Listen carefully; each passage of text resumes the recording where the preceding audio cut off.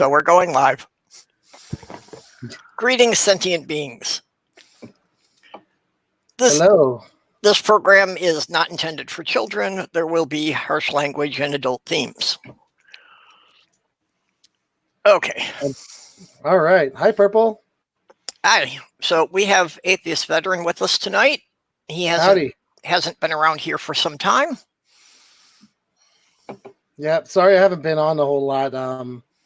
I kind of took a break because I was working, but now that I'm furloughed, I got more time for YouTube stuff.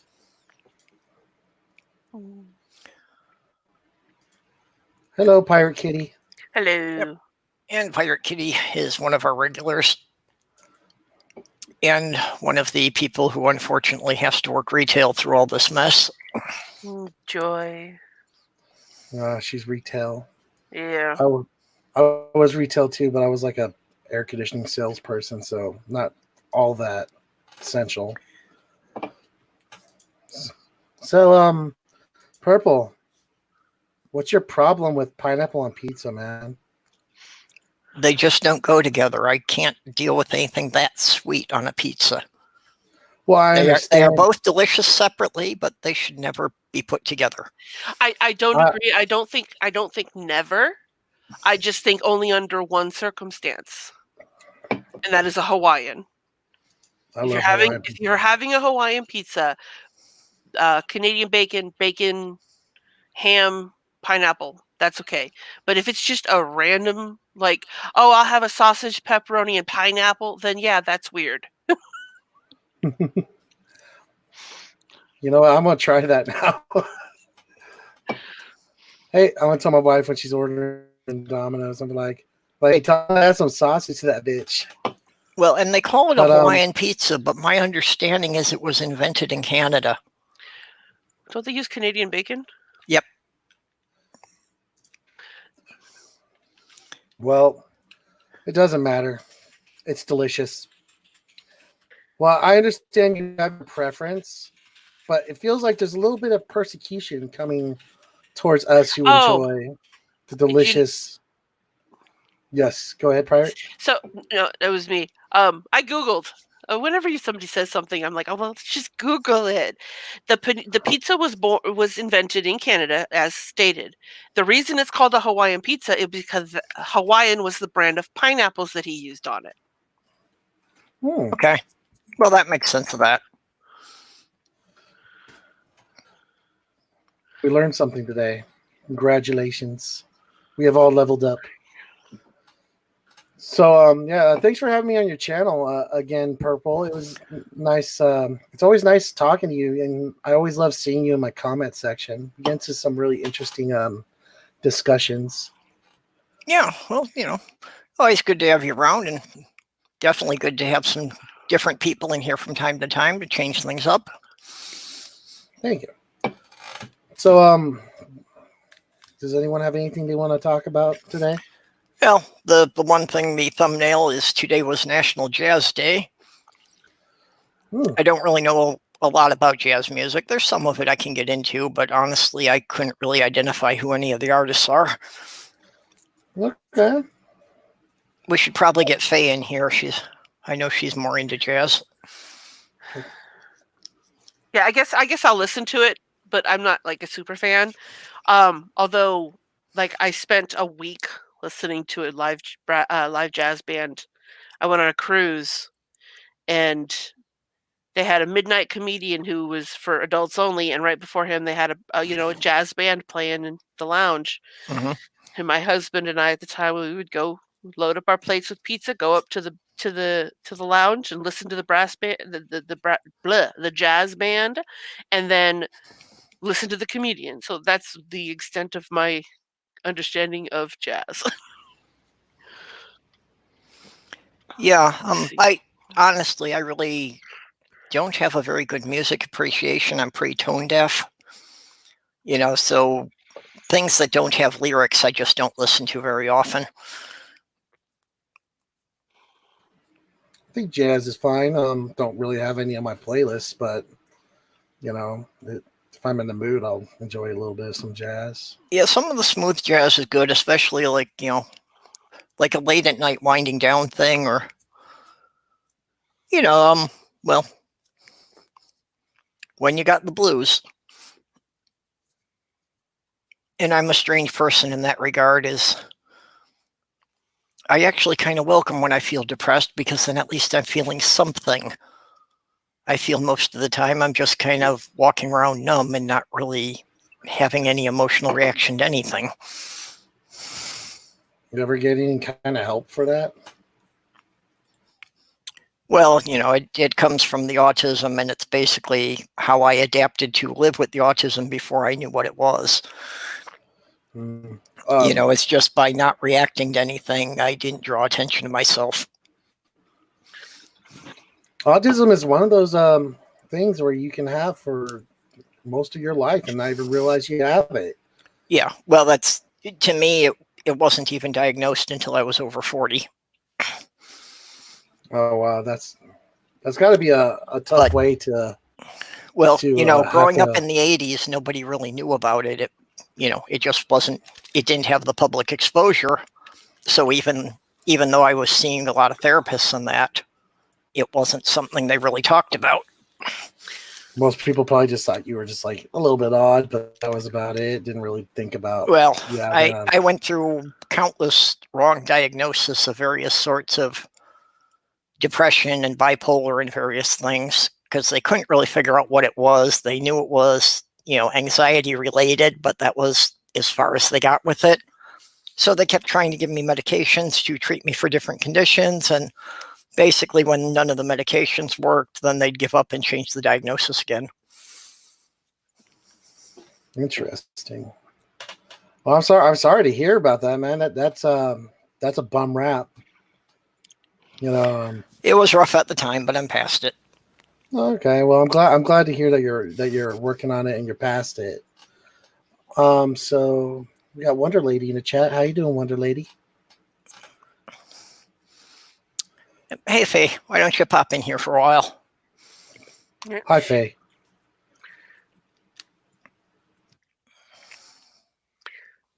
Okay, I can't figure out how to do this. What are you trying to do? Delete a playlist from YouTube. Oh. Never mind, there's the button.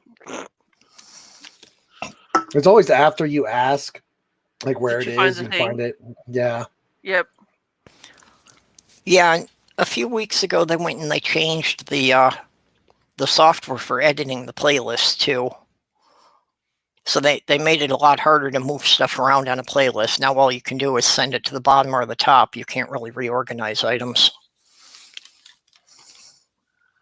Yeah, they keep messing with the UI a lot.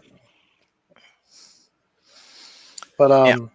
So, did anyone here watch The Geek Room at all? I catch it once in a while, but not regularly. Did you see G-Man's the stream they did on G-Man's pre-trial? No, I haven't seen it for several weeks. Wait, trial? It's a fake trial. G-Man put the atheist community on trial, basically. Oh. Yeah, I did see some references to that, though, in some other people's things. I did a video on it, but basically, I mean, guess who was the judge, jury, and pretty much prosecutor in that. And Dragnut? I wish. No, yeah, of course. It was totally. The funny thing was, G-Man stacked all the chips in his favor. He totally, it was a total kangaroo trial. Of course, we all knew it was going to be, but he still ended up totally just face planting the entire stream. It was hilarious. Mm-hmm. And I noticed something that he was doing, which pretty much led me to the ultimate conclusion on why he was doing this stream. It wasn't really for any of the YouTubers that were coming on the show and eviscerating him, because he brought up TJ Kirk's name like 50 times. So I pretty much figured out that he was just trying to fucking name drop the Amazing Atheist in hopes that TJ would do a fucking video on him so he can get back to some sort of relevancy, because G-Man really hasn't been relevant in, like, I don't know, 10 years. Yeah, it's pretty much been a punchline. Yeah, well, he's always been a punchline. It's just he hasn't been a punchline for people like, I don't know, the Drunken Peasants or TJ Kirk or anyone with over like, I don't know, 100,000 subs, pretty much.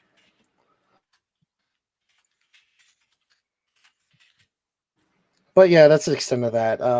I'm sure we got other things we could talk about besides YouTube drama.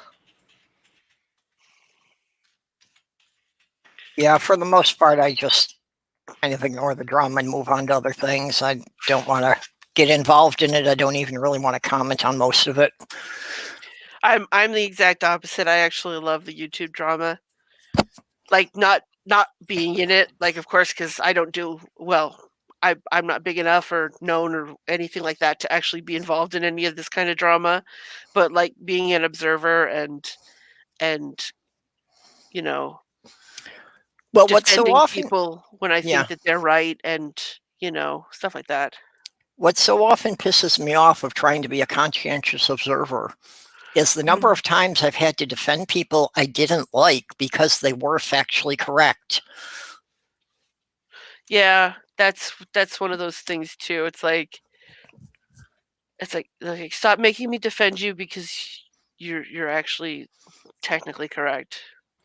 Well, you gotta be consistent. You gotta, if someone you don't like is correct and you call them out when they're not correct, no one's gonna take you seriously when you just cherry pick what you want from their channel. Right, that's fair. Yeah, but I've lost friends over defending somebody who they didn't think I should be defending. And I was like, go back, look at these videos, this, and this, and you'll see that, yeah, that is what that person said. They're not lying. Oh, I mean, it's YouTube, you do what you want with your channel. If you want to make a channel, like let's say hypothetically, I say something you don't like, and you find the fault in what I'm saying, and you've done it before. You've pointed it out in my comment section, and we've had debates. Yep. But I don't hold it against you. I'm not like, well, Purple doesn't agree with me on this one issue, so fuck Purple. I'm never going to talk to him again. Well, yeah, and if you're both rational people, that's the way it should be. I think we're asking a lot of some people on this platform. Rationality is not common on here. Yeah, rationality and common sense. That's hi, Julie. Go ahead, Pirate. Does it annoy anyone else when somebody has a name and they are like the literal opposite of their name? Like, for example, No Bullshit, who is completely full of bullshit. Well, yeah. And anyone who has truth in their name.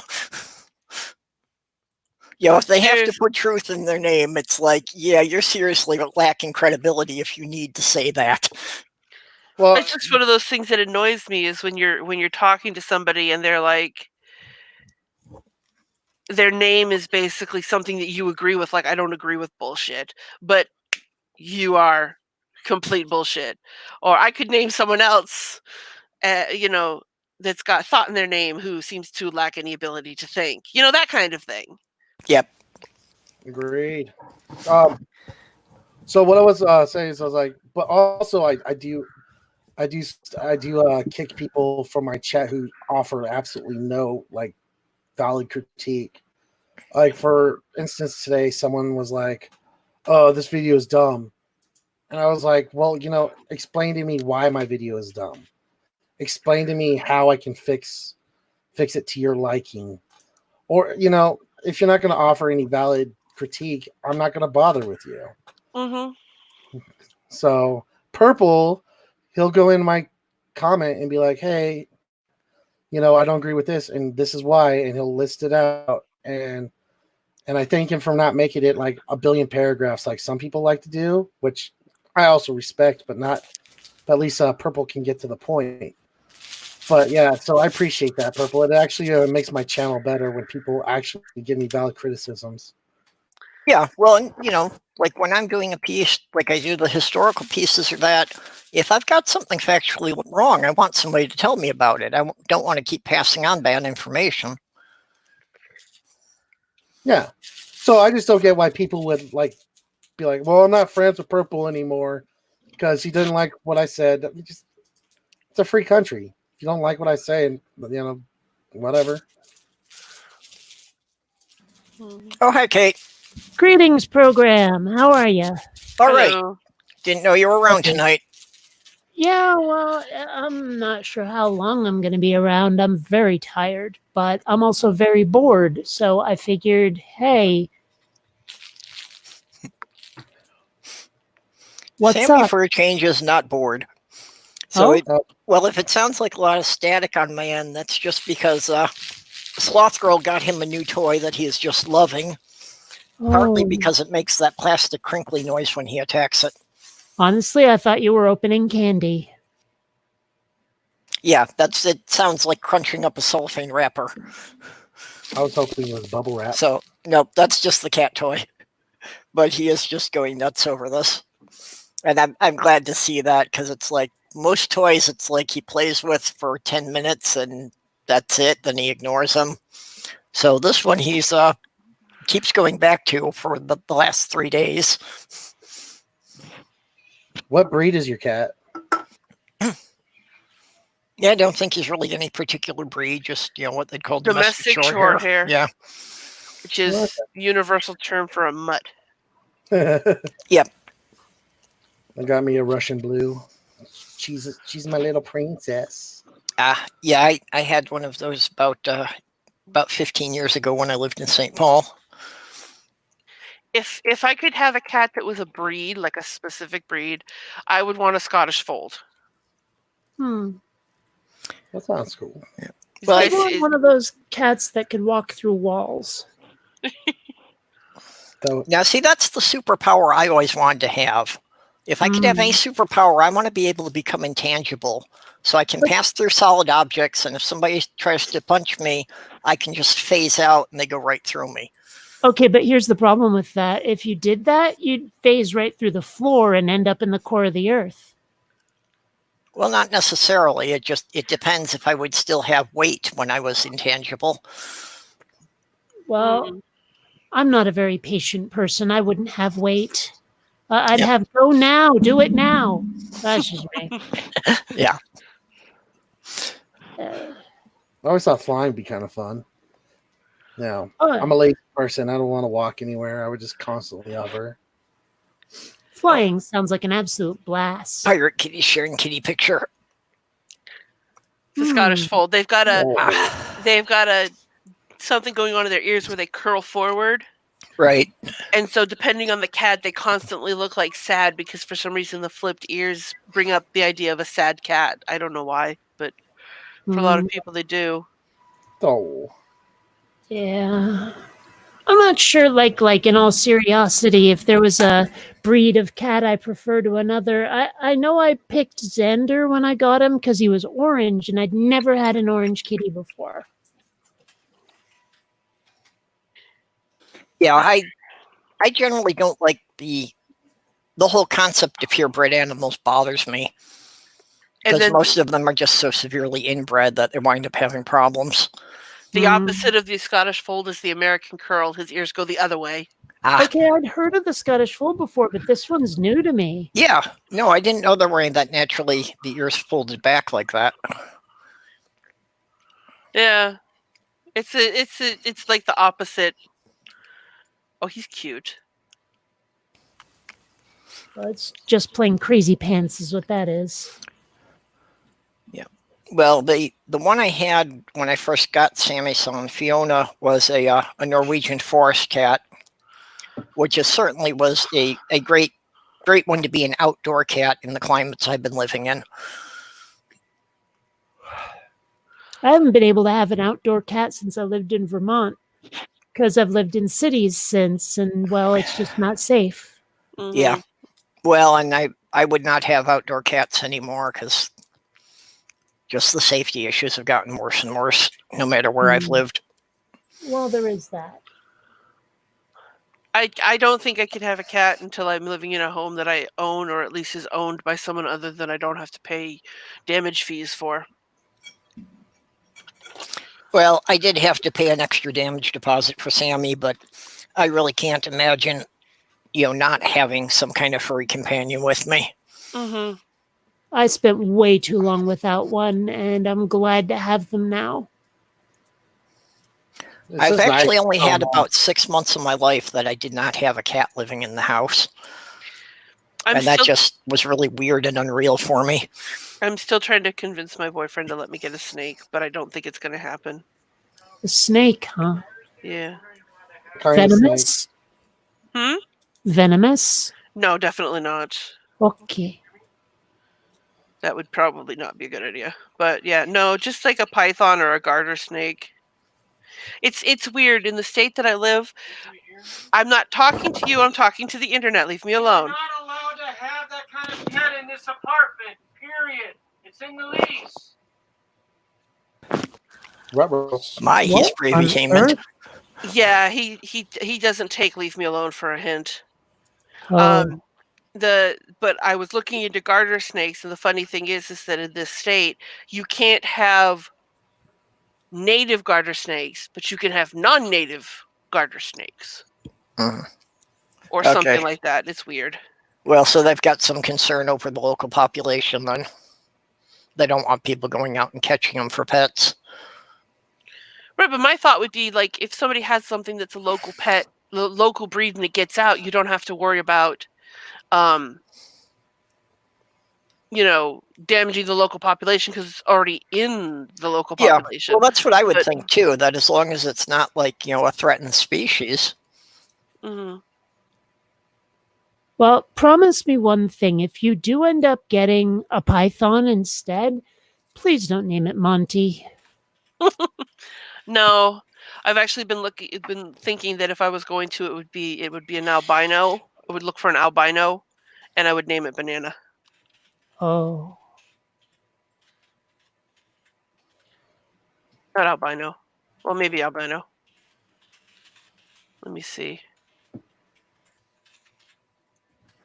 Oh, have you, did you see Nervardia's new one? Yeah, the little one she got. Yeah, her tiny little thing that was hanging off her glasses in the video. Oh, I haven't seen that video yet. I saw her share a picture of it wrapped around her finger.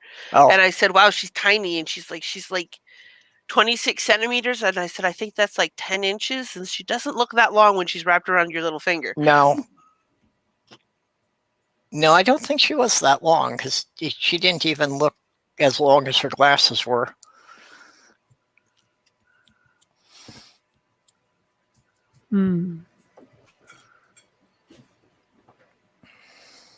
So, Bionic Dance, how are you doing? Well, I'm tired. I haven't slept well the last couple of nights, so I'm hoping that the exercise I did earlier tonight will help with that. So, is it because it's getting too hot that's getting hard to sleep? Because that's the problem I'm having. It's been getting really hot where I'm at. And no, it's been warm, but no, it's just, well, I think one night I had caffeine too late, but another night it was just, I don't know, basic insomnia, I guess. And it didn't help that I kept getting distracted by the cats, because they are little bitches with each other, frankly. So why did you bring an evil baby cow home? An evil baby cow. A calf fiend.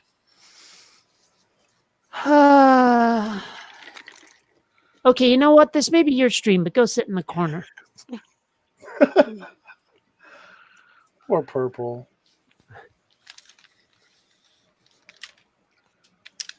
I still don't even get the joke. Really in the corner. A calf fiend? Yeah, caffeine. Oh. Yeah. Caffeine, the cow. Gotcha. You're starting to see my objection, I take it. Well, the definition of a pun is a short chuckle followed by a long groan.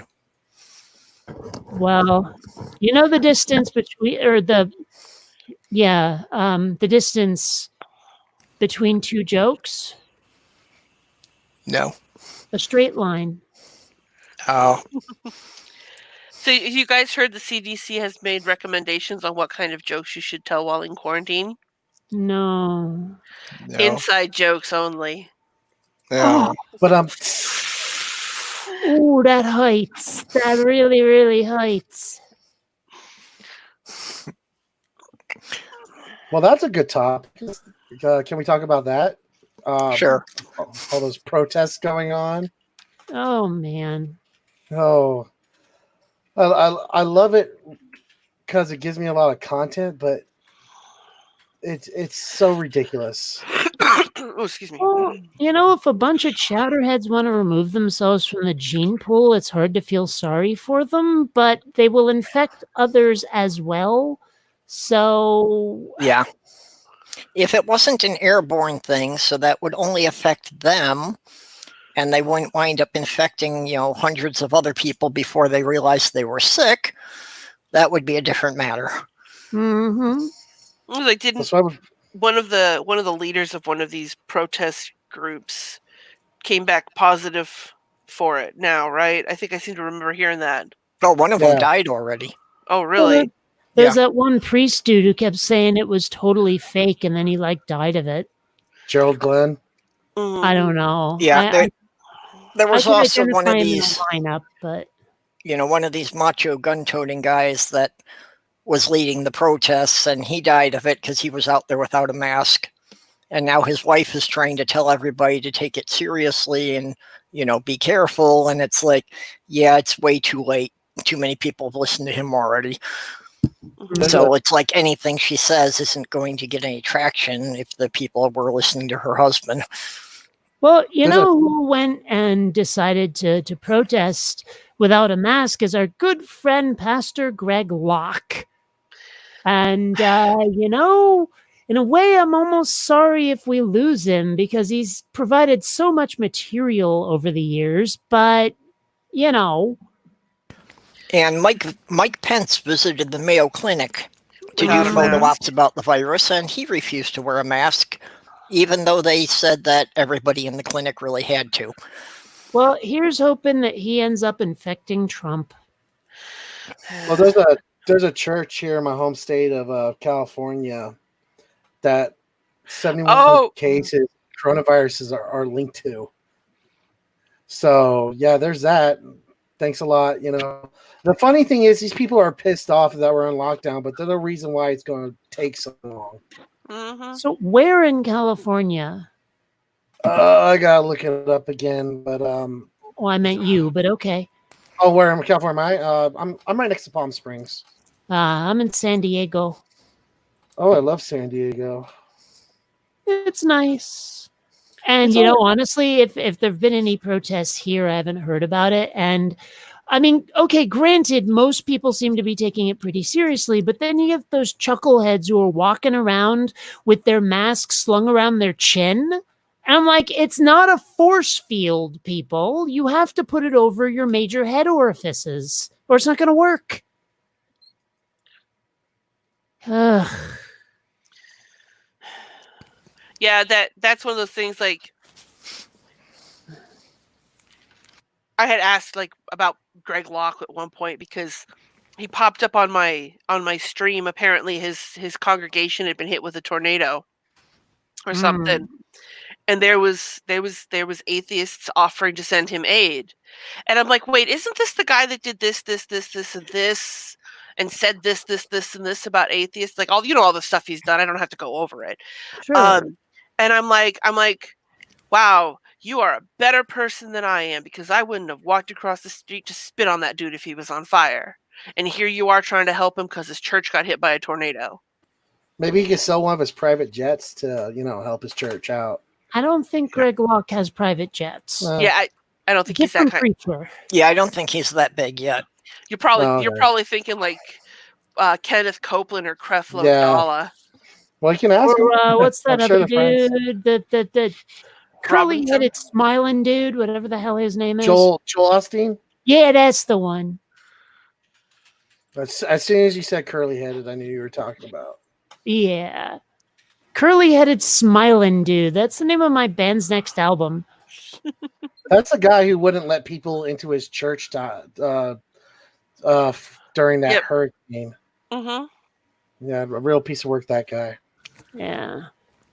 Greg Locke, by comparison, is quite the pipsqueak. Yeah, Greg Locke is just very vocal, so he gets in the press a lot. Wait, he gets in the press? I only ever see his YouTube channel. Well, not too much in the national press, but he still pops up enough. Just the whole NIFB thing. Wait, is he part of that too? Yeah, I thought he was connected to that group. I hadn't heard. Maybe I mean, maybe I'm being confused. Who was it that wanted everyone to send their stimulus checks to him? Oh, that guy. I don't remember his name, but wow. Locke is in Alabama, right? I don't know. Yeah, I don't remember now which. I think he is. I Kind of mean, need a scorecard to keep them all straight.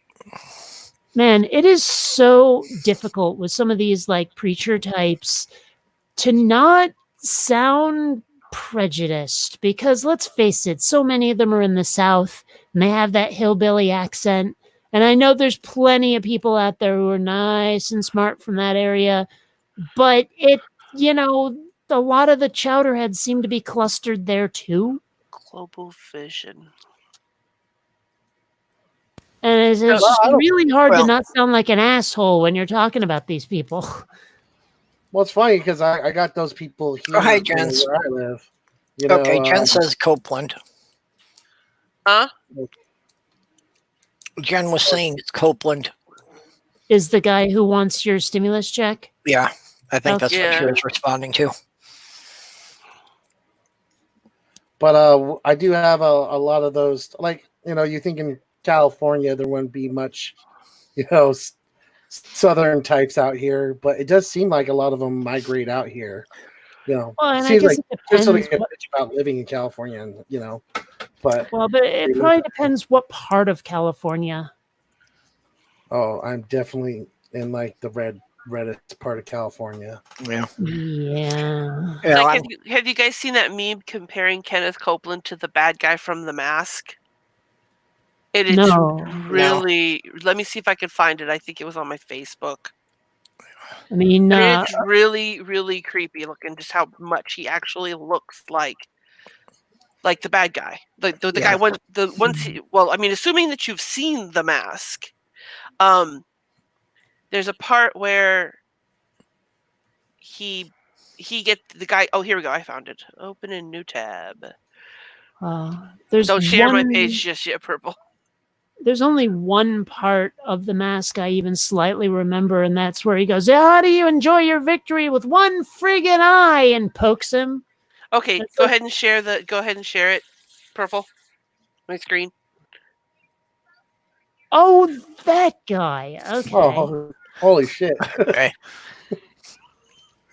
I have the names, and if that one's okay, if that's Copeland, sure. Yeah, that's Copeland. Hey, Joel Osteen looks like he'd make a damn good Joker.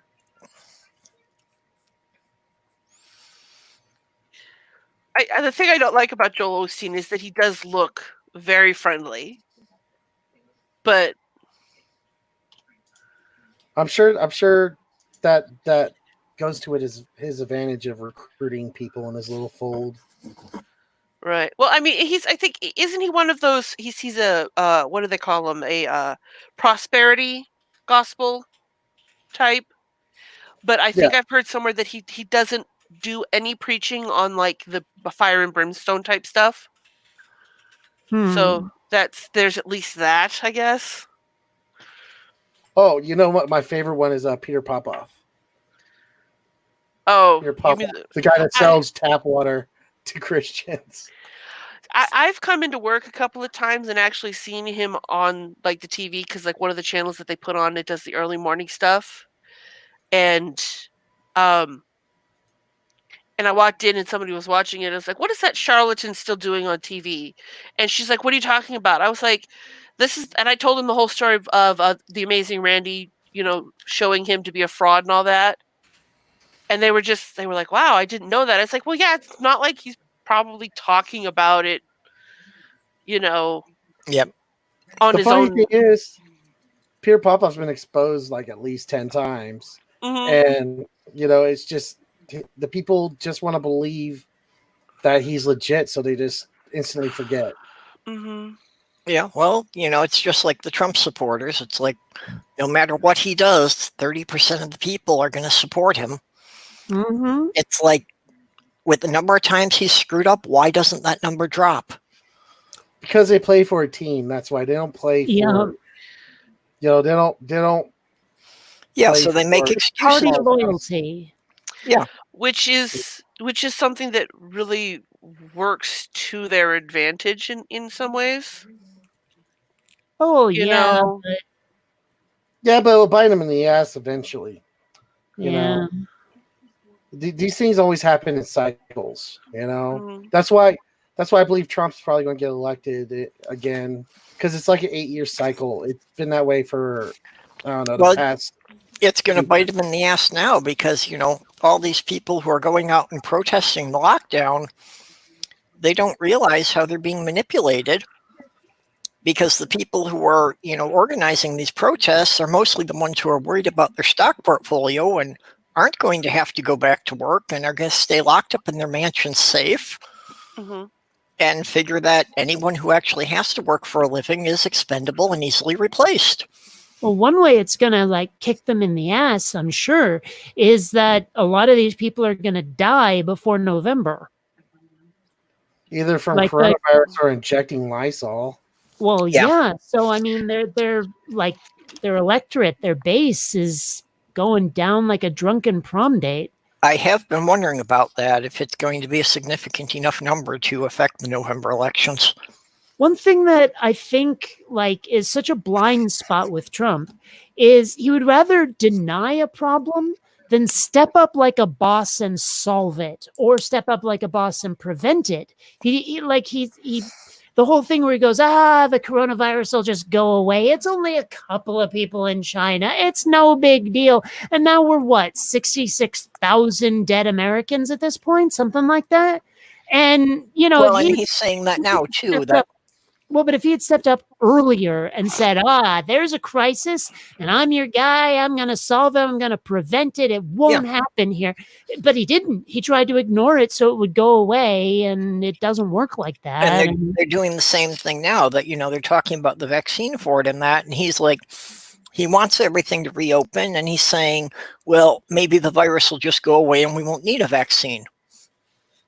Well, but I mean, the point is, though, that it, in terms of his popularity, in terms of people going, oh, yeah, yay, this guy, he would get more points, I think, in the public discussion if he was being a badass rather than covering his eyes and saying it's not really here, it's not going to happen. He's like a child, frankly, the way he covers his eyes and just hopes it goes away. Well, yeah, he doesn't want to take a real stand on anything because then people might actually hold him responsible for something. But I mean, that's the thing, though. If you're held responsible for being awesome, that would help a lot more than trying to deflect blame. But that's not a gear he seems to have in his brain. No, because he's always worried about, his popularity and if his number of Twitter followers drops and whatever. Well, did you hear he's starting to turn on Fox News now? Oh, yeah. Yeah, because some of the coronavirus stuff, they have not been following his cues for. Yeah, so now he's saying that it's been suborned by the left, and I'm like, you've got to be fucking kidding me. Of course. He's starting to say China developed it in the lab too. Yeah, well, that was a conspiracy going around, over a month ago that he's just picking up on now. So the argument. Now the thing they're trying to do is they're trying to say that no, it wasn't that they were trying to develop it. It's that they were studying it and it broke out. So it's not quite as bad, but it's still bad or something like that.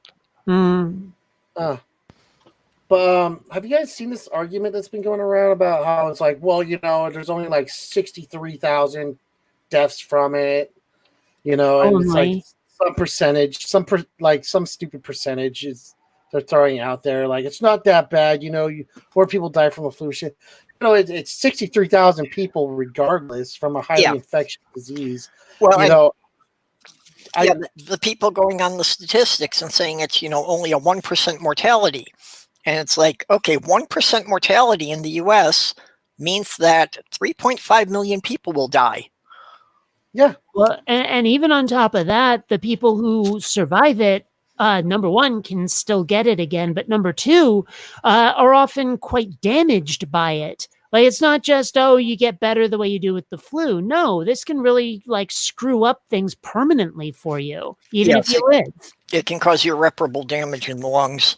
Mm-hmm.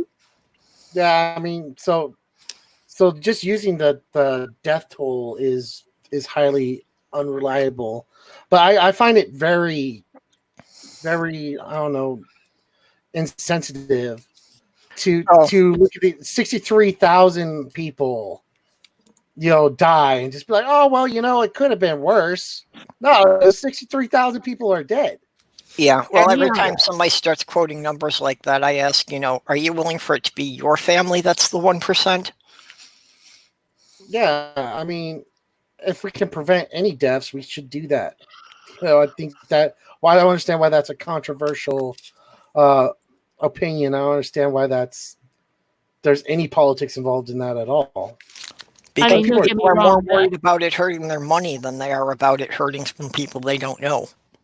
Well, then they listen to these figureheads who are more concerned with their wallets than they are, their actual listeners.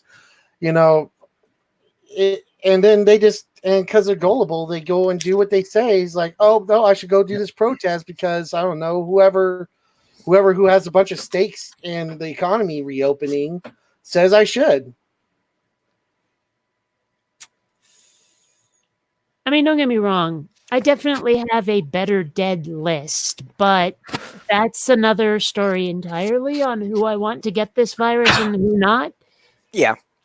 Now, if it was like the T virus, where these people want to go outside during a zombie apocalypse, I'm fine with that. Go outside if you want. But because it could bring the virus back to me without even knowing they have it, it just seems really, really counterproductive. Well, and there's still the thing that, we're going to have to go into the stores once in a while to buy groceries. Mm-hmm. And there's no way of telling who's carrying it, so... Yeah, I mean, don't get me wrong. When I go out shopping, I've been hazmating up, I think, as well as I possibly can. But, I see those people walking around like either the mask's on their chin or it's slung under their nose but still covering their mouth or whatever. And I'm just like, you people are not safe. I don't want you anywhere near me. Let me tell you, if it's an employee, be sure and report it to a manager. Oh, it's not. It's not. It's usually, to be perfectly honest, and I hate to perpetuate this stereotype, but it looks like the kind of people you see in pictures labeled as wall Martians. Yeah. Mm. Amiga Nuts is saying that it affects the lungs, heart, kidneys, liver, and the entire immune system. The reason why I stopped working was because customers just would not respect the social distancing policies we had. I would constantly get customers just in my face. Where's aisle 8? I'm like, in between aisles, 7 and 9, and please stay away from me. Yeah, well, people around here were doing the social distancing for a while, but then I went out a couple of days ago and people were past it. They didn't think it was necessary anymore, so they were literally bumping into me and reaching across me to get stuff off the shelf. I don't know. I figure I will stop social distancing the instant there's an actual vaccine and I've had it. Yeah, I expect that the social distancing and the face mask are going to be necessary at least through the end of the year. Probably. Although they are apparently having some success with something vaguely vaccine-y, so who knows? I did hear something that they were going to try to push it ahead and start doing human trials in New York. Mm.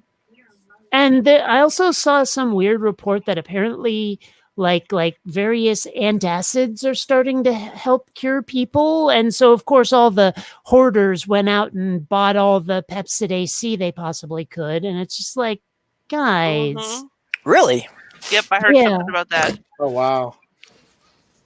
So I'm prescribed antacid, so I'm pretty good on that. But yeah, I've got a prescription for the Nexium, so that makes me wonder how it affects things. But it sounds like woo. I mean, it is. Yeah. This is an infection. I also heard smoking. Yeah, I've heard that smoking reduces it, which I mean, at least that's got something to do with your lungs, and an acid is in your stomach. And somebody was saying something the other day about,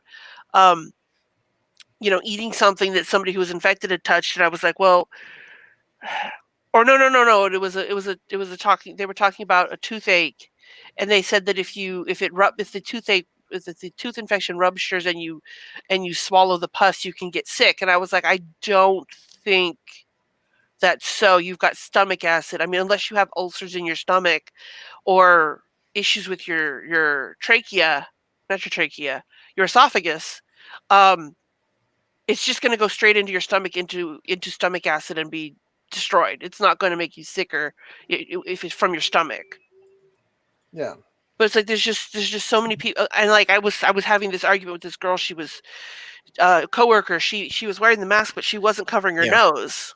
She was outside. She was on a break, so like she didn't cover her nose. But I was just saying, I was like, well, I've seen people walking around with their masks like that, where they're just covering their mouth and not their nose. And I'm like, you are wearing it wrong.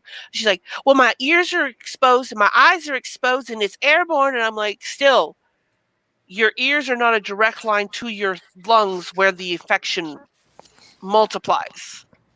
If it gets on your ears, it's not going to go to your stomach because there's no your ears are not a mucous membrane. It can't travel through your skin. Well, not to mention the whole point of the mask isn't to keep you from getting affected. It's just in the off chance that you are infected and you don't realize it, you don't infect other people because all the air and mucus and spit that's leaving your body is leaving through your nose and mouth. Well, that depends. What you're saying though depends on what kind of mask you got. There are masks that will protect you as well. I mean, hell, we could just go full bubble suit.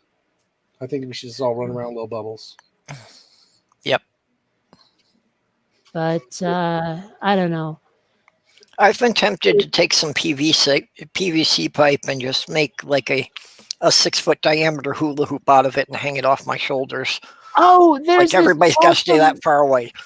There's this awesome picture I found on I don't even know where, but I posted it to Facebook of this guy who took a bunch of pool noodles and sliced them up into 6-foot-long chunks and put them in the cardinal directions around his head with this headband.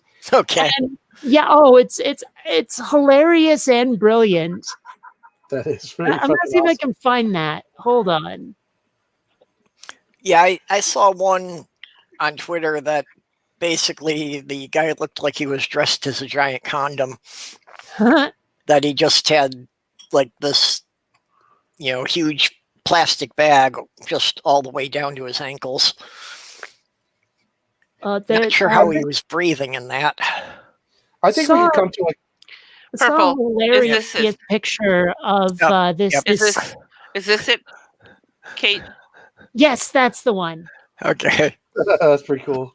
But there was a picture I saw of this girl wearing like a scuba mask and snorkel. And it's like you realize the snorkel won't filter a damn thing, right? Yeah.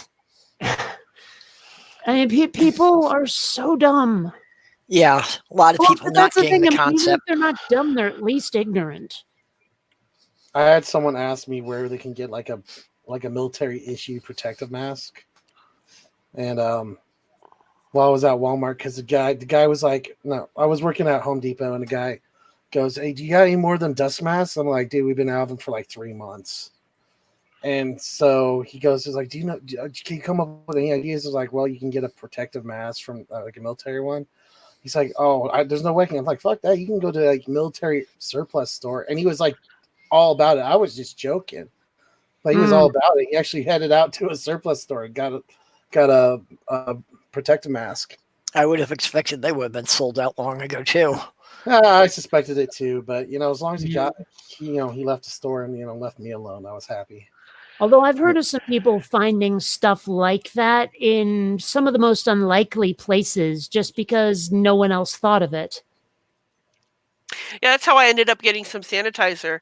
I was at a gas station and they had like 12 bottles of it. And I was like, "How is this not gone?" And he's like, "Nobody thinks we carry hand sanitizer." And I'm like, "Well, I'll take a bottle." Yeah. I remember I got one of the last packs of toilet paper. I didn't really like panic buy. I just grabbed one. And I saw the associate. She's like, "You got some toilet paper?" I'm like, "Yeah, grab me one." So I got one of those, and then once they restocked on Lysol, I grabbed a pack of that because I was in sales. I got $100 for every sale I got. So I just grabbed one of them, bought it, and with the receipt, and I'm like, "Hey, you go for a free estimate, you get this pack of Lysols with you." So that was kind of fun, but it lasted like 2 minutes, which was kind of shocking to me. Yeah, I bought a pack of toilet paper on the 11th of March. Yeah, when everything first started. I only opened it yesterday. Well, I admit I bought 2, and I'm just now starting on the second one. So, and I mean, they were small packs. It was like 6 rolls, where I usually buy the big honking thing of like 16 of them.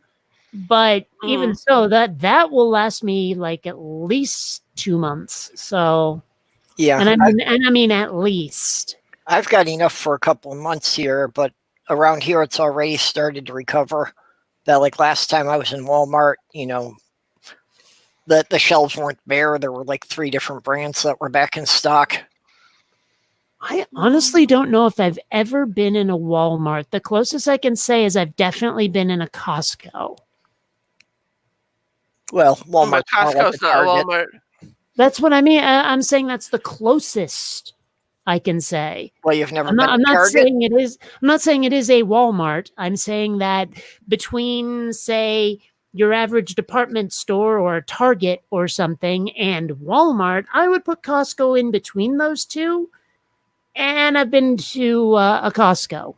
Yeah, Walmart's pretty Where much are you? You said Target. you're in San Diego? Yeah. But also the Costco I went to was when I was visiting my parents in Vermont. So, well, Costco is really more like Sam's Club. Okay. Wholesale or they're there. Costco and Sam's Clubs are wholesalers as opposed to retailers. So like you go to a Sam's Club, what you went to at a Costco is more like going to, say, a Target or a Kmart or a regular grocery store. Okay, let me clarify. I mean culturally closer. Oh, okay, that's different. Yeah. Very different. Yeah. I mean, again, I have to admit, I've picked up some, let's call it classist preconceptions lately. But I guess part of that is just because of the protests and who's participating. Well, it's kind of hard not to nowadays, So many people are suffering because of their economic situation, but the ones doing the most bitching about it are pretty much the wealthiest among us.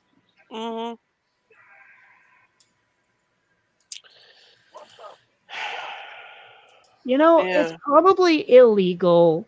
Like how shouting fire in a crowded theater is illegal.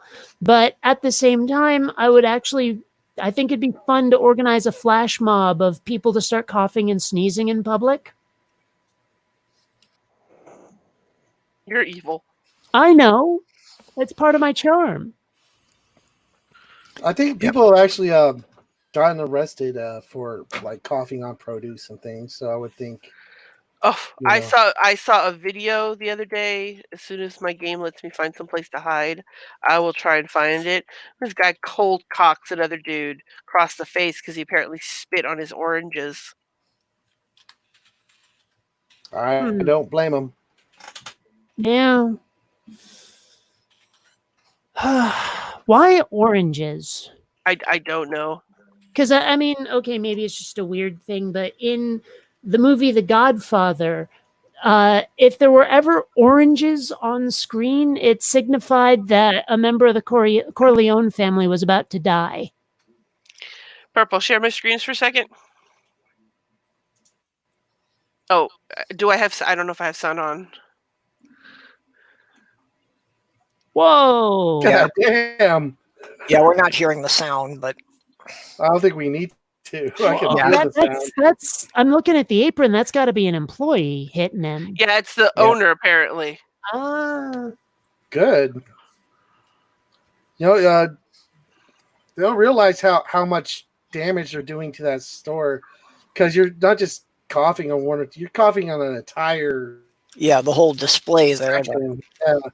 Was it someone got arrested and charged with what was it? It was like over $100,000 worth of stuff the store had to throw out because they just coughed on a bunch of shit. So, okay, like, I always find it kind of weird that the charge is called assault when you're not actually slugging somebody, but I know that there are forms of assault that aren't, like, literally assaulting somebody, and I wonder if spitting on oranges when you're sick counts. I think it's actually classified as biological terrorism, and I'm not even joking with that. That's what they're charging them with. Wow. There was a case of someone... Yeah, I don't remember the exact instances, but yeah, about them coughing in a store without a mask, and they got charged with public endangerment. Well, it's a real thing. What I did in the Army, I was a chemical operations specialist, and I dealt with also biological threats. And one of the most successful terrorist biological attacks was simply someone spreading salmonella in a salad bar. So yeah, I mean, it is. I understand why it's classified as biological terrorism. Yeah. Well, one thing I've thought about, like if I was ever going to write a novel or something about biological warfare or terrorism or something, is like, why not get a job at an envelope factory and poison all the stuff that people lick, you know, on envelopes and stamps and shit? It just seems like, because people take it for granted that it's going to be totally okay to lick an envelope. You know, I don't know if that's necessarily true. Like, I know a lot of people that have taken to, what's the word? Like dampening towels and things. Yeah, or using it instead of licking them, because it's just like, ew, I don't know where that's been. Yeah, and they do make special sponges and little plastic dishes for that. I know they do. I've seen them since I was a kid. But even so, you'd probably catch a bunch of people that way. Yeah, I'm sure you would. You know, and if it was slow acting, it'd probably take people a really long time to figure out that it was the envelopes. Yeah, well, and it really wouldn't take too much. You know, it's just you figure out some form of a concentrated poison and just pour it into the adhesive before it gets applied to the paper. You know, I'm surprised no one's tried it. Or if they have, I suppose maybe they were caught and it was covered up. But, you know, I'm still surprised that it hasn't been. If I can think of it, a terrorist can think of it. Yep. Oh, yeah. You know, you can make a nerve agent with common household products probably under your sink. You can make napalm with gas and styrofoam. I mean, it's not hard to make these things. I had a coat. After Trump said, like, you know, inject yourself with bleach or whatever, there was this meme going around saying, here are chemicals where you shouldn't mix them with bleach, because if you do, you'll get this, this, and this. And someone was like, did this meme just tell us how to make chloroform? So, well, like, you guys are all familiar with that old song, Jolene, right? Yep. No. You're not? What? Say it again? Jolene by Dolly Parton. Yeah, it's a No. country song. Well, that's why. Yeah, It's actually not a bad. They wouldn't know it. It's not a bad country song, and they actually remixed it with a group called Pentatonics lately. Mhm. Okay. But somebody shared on my Facebook a picture of Dolly Parton when she was younger, and it says, "Chlorine, chlorine, chlorine, chlorine. Please don't drink it just because you can, and I can't sing." Hmm. But It's all right. the lyrics to the song is basically a woman who's talking to another woman who's really, really pretty, and her boyfriend / husband is infatuated with her. And Yep. the whole song is her saying, I know you could take him, but please don't. He's the only man I love, blah, blah, blah, blah, Yep. But it's not a bad one. No, it's not as bad as most of the country songs. I don't know. Every country song I've ever liked was covered as punk, which is why I liked it. There's something about the way country music is played. It's just Maybe it's the pandering. instruments. In fact, I've come to realize that the way a song is played and in what key matters more than anything else when it comes to whether I'd like it. I mean, I cannot stand Sweet Dreams Are Made of This by the Eurythmics, but I found a version of it that was in a major key instead of minor. And all of a sudden, I'm like, holy shit, this is a great song. So, Looking for the Marilyn Manson version. yeah, no, I like my music upbeat and happy. And let's face it, a lot of songs don't provide. And I like my music not twangy, which is part of why I don't like country. Mm-hmm. Yeah, well, that's more the older country. A lot of the newer stuff isn't so twangy, and in a lot of stuff, the stuff winds up getting reclassified. That after 20 years, a lot of what was called rock winds up getting called country. Really? Like what? Well, not necessarily so much gets called country, but it's like country stations are the only place you hear Elvis played anymore. Oh, well, okay. Have you guys heard Kid Rock's bastardization of Big Booty Girls by Queen? No. So Queen does a song called Big Booty Girls, It's a pretty Really? good song. Maybe I'm thinking of a different song. I thought it was Fat Bottomed Girls. Oh, excuse me, Fat Bottom. Sorry, I don't have the list in front of me. But yeah, Fat Bottom Girls. And Kid Rock totally just, he did a cover of it, and it's just awful. It's just awful. Well, Kid Rock is generally just awful. Yeah, that's true. Didn't he say he was going to run for Congress or something? The only song by him that I actually think I like is I think it's called Only God Knows Why. Let me see. Where is my music player? I can state that I have never knowingly listened to Kid Rock. I've probably heard Kid Rock, but I didn't know that's who it was at the time, and I've certainly never actively sought him out. Me either. I couldn't identify him in a lineup. In fact, if someone said, point out Kid Rock, I'd be like, well, I see The Rock, I see Chris Rock, I see the dude who played Rocky, Stallone, and I don't know which one is Kid Rock. Yeah, the one covered in most dirt. Okay, I'm listening to this just to see how it goes. This Fat Bottom Girls cover. So anyway, I got Kid Rock. He wants to be a senator or something. But it's funny. It's Kid Rock. You know how he's always sing. Yep. You know how he's always singing about being like poor white trash or whatever. Do you know he was like rich as a kid? He actually lived in a mansion as a kid. He was never poor white trash. I got 7 words in. Okay, none of that you too.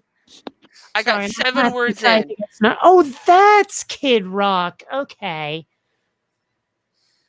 Sorry, 7 words. He said the first line, "Are you going to take me home tonight?" And I was like, done. Done. Oh, see, that's almost bad. That's almost as bad as the Taylor Swift remake. Well, that's the old. That's a line that they use in the original song, but when Kid Rock says it, you just want to say no. No, I'm not going to take you home tonight. Go away. I was like, so Taylor Now, Swift did that. real quick, now all I'm hearing in my head though is "Take Me Home Tonight." You know, Eddie Money. Yeah. Oh, I don't wanna let you. Yeah. yeah. I was really worried because Taylor Swift did that remake of that Earth, Wind, and I think it was an Earth, Wind, and Fire song, and she totally trashed it. And then one of my favorite bands, Maroon 5, remade a Bob Marley song. And when I heard that, I'm like, oh God, please, please, please, please, please don't ruin it. Please don't ruin it. Please don't ruin it. And they actually did do a bad job of it. You know, I swear I know that band from somewhere. Who? Maroon 5? Yeah. Since there's Adam Levine, he did Memories, Sugar, their biggest album was Songs About Jane. I'm gonna look at their track listing and see if I can figure out what song it is I know, because I've never actually listened to them as a group, but I'm sure there's a song I know. Maybe This Love. No. Let's see. It doesn't matter that much. Plus, I might also be mixing them up with Eve 6. Amiga Nuts, thank you for subscribing to my channel. I'm sorry, I just had to say that. The only song I know from Eve 6 that I can reliably name is from their '98 album. What was it? I think it was called Inside Out. I would swallow my pride. I would choke on the blah blah. Yeah, Inside Out. Let's see. I would swallow my pride. I would choke on the rinds, but the lack thereof would leave me empty inside. I would swallow my doubt, turn it inside out, find nothing but faith in nothing. That's the only song I know by them. I don't know. I'm looking at their track lists and I got nothing. Oh well. Did you ever see the video of a band crashing weddings? No. No. Never mind.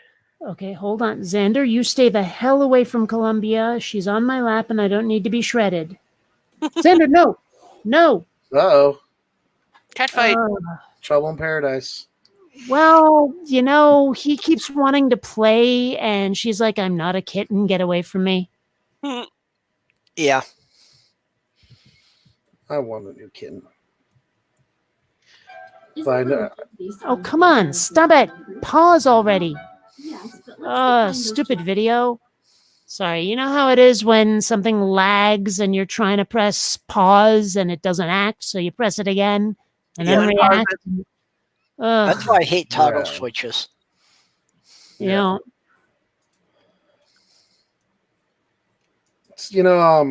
I was talking to my wife about getting a new kitten. She's like, you always want a new kitten, but then when you get the new kitten, you regret getting the cat. I'm like, yeah. But they're so cute and fuzzy. But you know what you need to do? What do I need to do? You need to foster from a pet shelter. If I'm gonna keep a cat, you don't keep them. I do regret it, but I also get attached at the same time. Yeah, Well, fostering is a good way to keep the whole. I have a kitten. I'll take care of this kitten, and then when it's old enough, I send it off, and it gets a new home with people that'll don't have. That's something to consider. That's what I've heard. That a lot of people have been doing that with the quarantine, because it's like, well, hey, I'm home all the time. I could take care of this pet while I'm at home, and then when it's older and it's ready to go for adoption. There's this YouTube channel that I sometimes watch of this lady who fosters cats. I know it's weird that I watch all these all these like cute channels and stuff, but I'm not ashamed of it. But she takes in these cats, and some of them are like half dead, or frozen or whatever. Yeah. What is this, the cat lady? Yes, that's exactly what I'm talking about. The cat lady. And she's really awesome. Yeah, there's a couple of them I watch that are like that, about them like taking in street cats and rehabilitating them to find them homes. Yeah, I watch a channel called Hope for Paws. where they record the recovery and the rescue of the animal, and then or did you mean Kitten Lady? Is that who I'm thinking of? The Kitten Lady, blonde lady, lots of tattoos. Yeah, the blonde lady with lots of tattoos. I know. Yeah, she's the Kitten Lady, not the cat lady. I got her name wrong. But yeah, I like watching Hope for Paws because they always show like the full story, like from rescue to almost adoption. Yeah, well, that's one of them I watch is called Flatbush Cats. Mm-hmm. That they're a group in New York that, they show it from the time they first find the cat out on the street and trap it, and then as it gets cleaned up and recovers from whatever is bothering it. That's actually a fun topic we could talk about. What is a YouTube channel that you watch that you don't think anyone would expect that you watch? Ants like a Canada. guilty. I used to watch Ants Canada. I don't know. It's so fascinating, just watching all these ants. It gives me a whole different perspective from like when I'm sitting outside and I see like a little ant hill. I used to watch Ants Canada, but they've gotten too clickbaity with their titles and like. Yeah, I watched them for a while, and I don't watch them anymore. I just got annoyed with how often they would be like, "Tune in next time for the grand reveal," and then they do it in like 2 seconds within the first start of the next video, and then they're onto a completely different thing. And I'm like, you couldn't have just tacked that on to the end of the other video. Like, show me what's going on, and then move on to your next topic. Don't make me wait. And he'll however be like, long. He's like, stay till the end of the video to see what I totally don't suspect. He's like, it's kind of like a BuzzFeed list. Number 6, you would totally not guess number 6 or whatever, Yeah, it'll totally amaze you and so forth. And it's like I hate those things.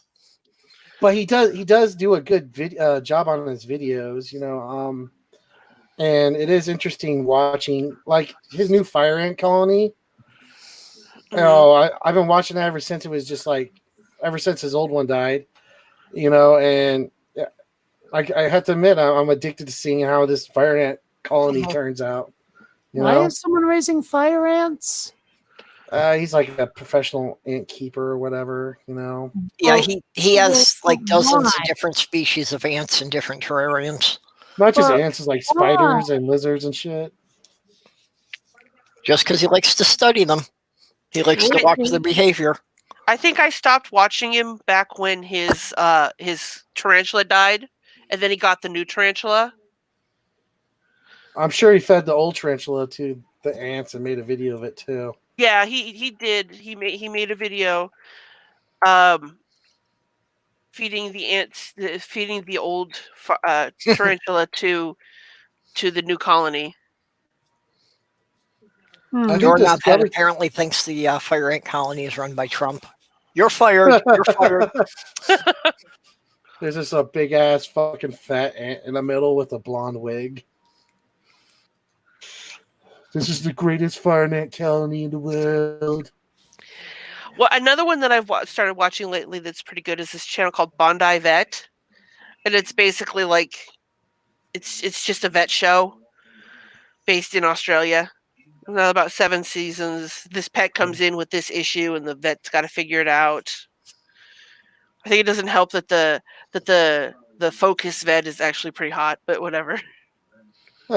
I'm totally not the kind of person to watch a show simply because the protagonist is attractive. Totally not. No. I don't blame you. My wife watches wrestling with me just because she likes John Cena. Ow. Yeah. I don't know. About 6 months before I left New York, we got a new NP at the clinic. And yeah, she was so hot, I was considering self-inflicted injuries just to have an excuse to go back there more often. That reminds me of that episode of SpongeBob where the leg guy keeps hurting his leg just to see the nurse. I didn't know that was part of that. I don't watch SpongeBob. Yeah, I have to this day never ever in my life seen one episode of SpongeBob ever. Count yourself. There's a lot of shows I'm surprised I watch, but I got 3 kids, so Yeah, I I get to wound experience up all these watching different shows. SpongeBob when I was watching someone's kids. That was about it. Yeah, thankfully the only kids I have are feline. I like watching art channels, even though I can't draw. Oh, I can't draw either. I don't blame you. I had to pay someone to make me this avatar. Like Emily Artful, and I watch a lot of the animators, like Jaden Animations and all that. The Odd Ones Out, stuff like that. Yep. Yeah, I used to watch Odd Ones Out and Jaden Animations. I haven't really kept up with them lately. Tim Tom. No, I haven't really been watching much animation lately that's new, although I've been binge watching Animaniacs quite a bit. But other than that, I did see the Odd Ones Out actually has products out in Target now. Sorry, say that again? He's got like a card game or a board game out that I've seen. And sorry, I missed it. Who? The Odd Ones Out.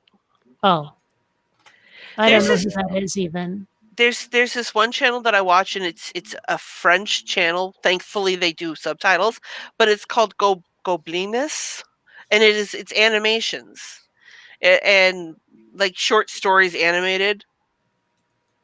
Like this one the first one I watched was one called Blind Eye, and it's about these people that are living underground, and they're in this kind of a cult. And it's like an older brother or sister, I can't really tell, they're young, trying to protect their younger sibling from doing something stupid and being ejected from the cult, the clan. It's kind of interesting. Have you ever seen, it was an episode of Chip and Dale's Rescue Rangers called Curse of the Cola Cult, and it is one of the best episodes I've ever seen. It's like they go to investigate this like warehouse or something, and it's full of all these well, I guess I don't know if they're mice or rats. I think they're mice. I think they were mice. I vaguely remember it. Yeah, and they have this whole thing where they worship Cuckoo Cola, and they have this whole thing where they like worship the commercial, and so it's actually a really well written episode.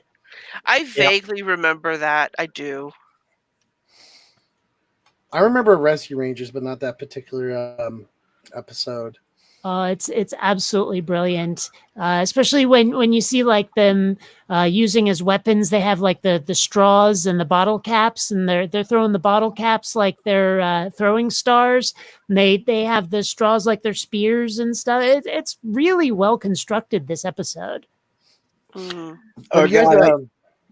we're talking about cartoon cults, the episode of King of the Hill where Luann and Peggy join the cult is always a good one. Never seen it. I watched like 5 episodes of King of the Hill when it was new, and never since. Oh, the newer episodes, no, not so much. But the cult episode's really good. Yeah, I remember that one. I got into watching it at one point because it's like at 10 o'clock at night. It was the only thing decent on.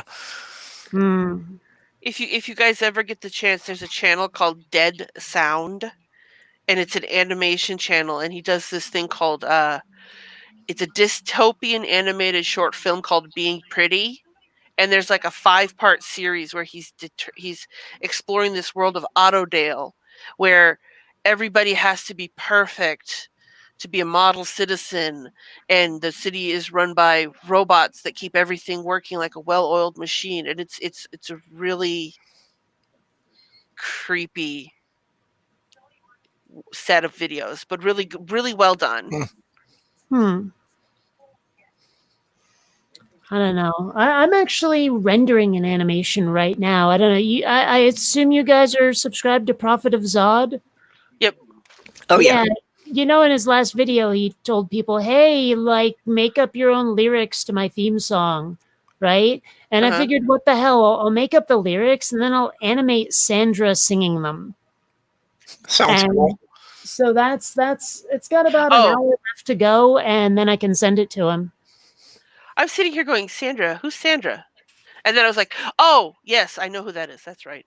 It's funny how many people don't realize that's her name now, because I haven't made a Rational Station episode in, I don't even know, like 8 years or I something. love that episode or that series. I think the only reason I knew her name was because I just watched one of your videos, and the end of it or the beginning of it was where she was going to assassinate someone. Ah, yes, yes. And Oh, the yeah, robot's that like, outro, Sandra, and I'm like, oh, okay, so that's her name. Yeah. No, I no, forget even why I chose that name. It meant something. When I looked it up, it meant something, and I forget what the meaning is now. Also, it's in your intro where it's like a Mortal Kombat type thing. Yes. And the name is up there, and I was like, oh, I guess that's her name. I was actually going for Street Fighter 2, but close enough. Oh, yeah, that's right, because of course you did the whole Sonic Boom thing, but I run those games together in my mind. I haven't played them in so long. Well, and that's perfectly understandable because they're similar enough. Mm-hmm. So, of course, I haven't played a street fighting game in so freaking long. But still, like I say, rendering that animation, I think I did it well. So, I don't know. I don't know what he'll do with it, if anything, but he'll have it. I'm sure he'll appreciate it and he'll use it. Yeah. I'm so behind in my video viewing. I just watched the episode, the Dark Matter 2525 video where Shannon Q did a voiceover, and that was like 2 months ago. I'm almost caught up. I've almost finished. I got like about a month behind, but now I'm only a couple of days back. You know, a long ass time ago, like 10 years ago, I was in 2 of his videos and never since. But I know that he still pays attention to at least my Twitter feed, so he knows I'm still around. Mm-hmm. But it gets daunting, like even just for somebody who doesn't do YouTube, to keep up with all of the creators and all of their videos. Doorknob says that Sandra means unheeded prophetess. Unheeded. Huh. I thought you said unheated, and I was like, what? Yeah, that was a little odd. I'm gonna have to look. Man, I don't remember why. That doesn't sound right. I'm gonna have to look that up again. Oh, wait, no, here we go. I'm looking here. It says Defender of the People. Ah, okay. That sounds more like the reason I would have chosen it. Yeah, and that would certainly fit with that whole animation with her at the castle. Mm-hmm. But, and of course, her robot companion is named Dewey after the Dewey Decimal System. Mm. So, yeah, I try to choose like names for characters that mean something, but when I do, it's weird how difficult it is to find a name that doesn't have religious connotations. Because so many. I know what you mean. You know, that's one of those things I've always thought was a little weird is the names in the Bible, and like John, like really that was a Middle Eastern name in the Bronze, Iron, whatever age that was. I'm pretty sure it wasn't, honestly. I think that he got that like that's an Americanized and anglicized translation of whatever name he actually had. Yeah, kind of like how we, Jesus from Jeshua or whatever. Yeah, I don't know how much the side chat is behind us at this point, but yeah, Doorknob had just extrapolated on that it means defender of men. Yep. And I just heard someone in the background yelling "fuck." Sorry, that was my boyfriend. Yeah, I figured that was from Pirate Kitty's end. We're going live. Fuck it. Right. Oh man, is he still a thing? Is he still on the air? No, he's not on the air anymore. I think he's got his like own website. I think he's been banned from Fox and pretty much every other platform. Who? Bill O'Reilly. Yeah, maybe he's teamed up with Glenn Beck and Alex Jones. Well, I mean, I know that Glenn Beck got like booted, and he's started his own like podcast web thingy, and it wouldn't shock me to see Bill O'Reilly on his show. Not that I would ever watch it, but yeah. I would probably watch it to make fun of it, but other than that. Right. I can't. I don't have the patience. Yeah, I heard Diamond and Silk got booted. What of the what now? Diamond and Silk. Who's that?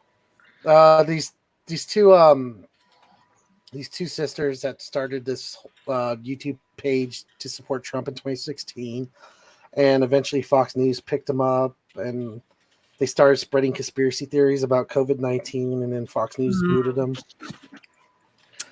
I'm surprised they haven't booted Tommy Lorraine yet. She's like a used tissue of humanity, Well, that describes a lot of people. Well, it describes a lot of people on Fox News. Yeah, they're known for saying a lot of really, really stupid things. See, Fox News, they appeal to like the masculinity of everybody. They appeal to their small dick syndrome. So it's like, if you don't agree with us, you're a commie bastard. Probably can't even please his wife. So I think a lot of people just support Fox News just so they can feel, manly and superior. It knocks me out that commie is even a thing these days, as far as like insulting an American. Oh, you're a commie. It's an umbrella insult to just throw at someone who just disagrees with you. It's like, oh, socialism and communism is the same thing. No, it's not. Yeah. And that's what I was going to say, that most people who use it as an insult really could not tell you what it means. I wonder how they feel if I start calling them all fascists. Yeah.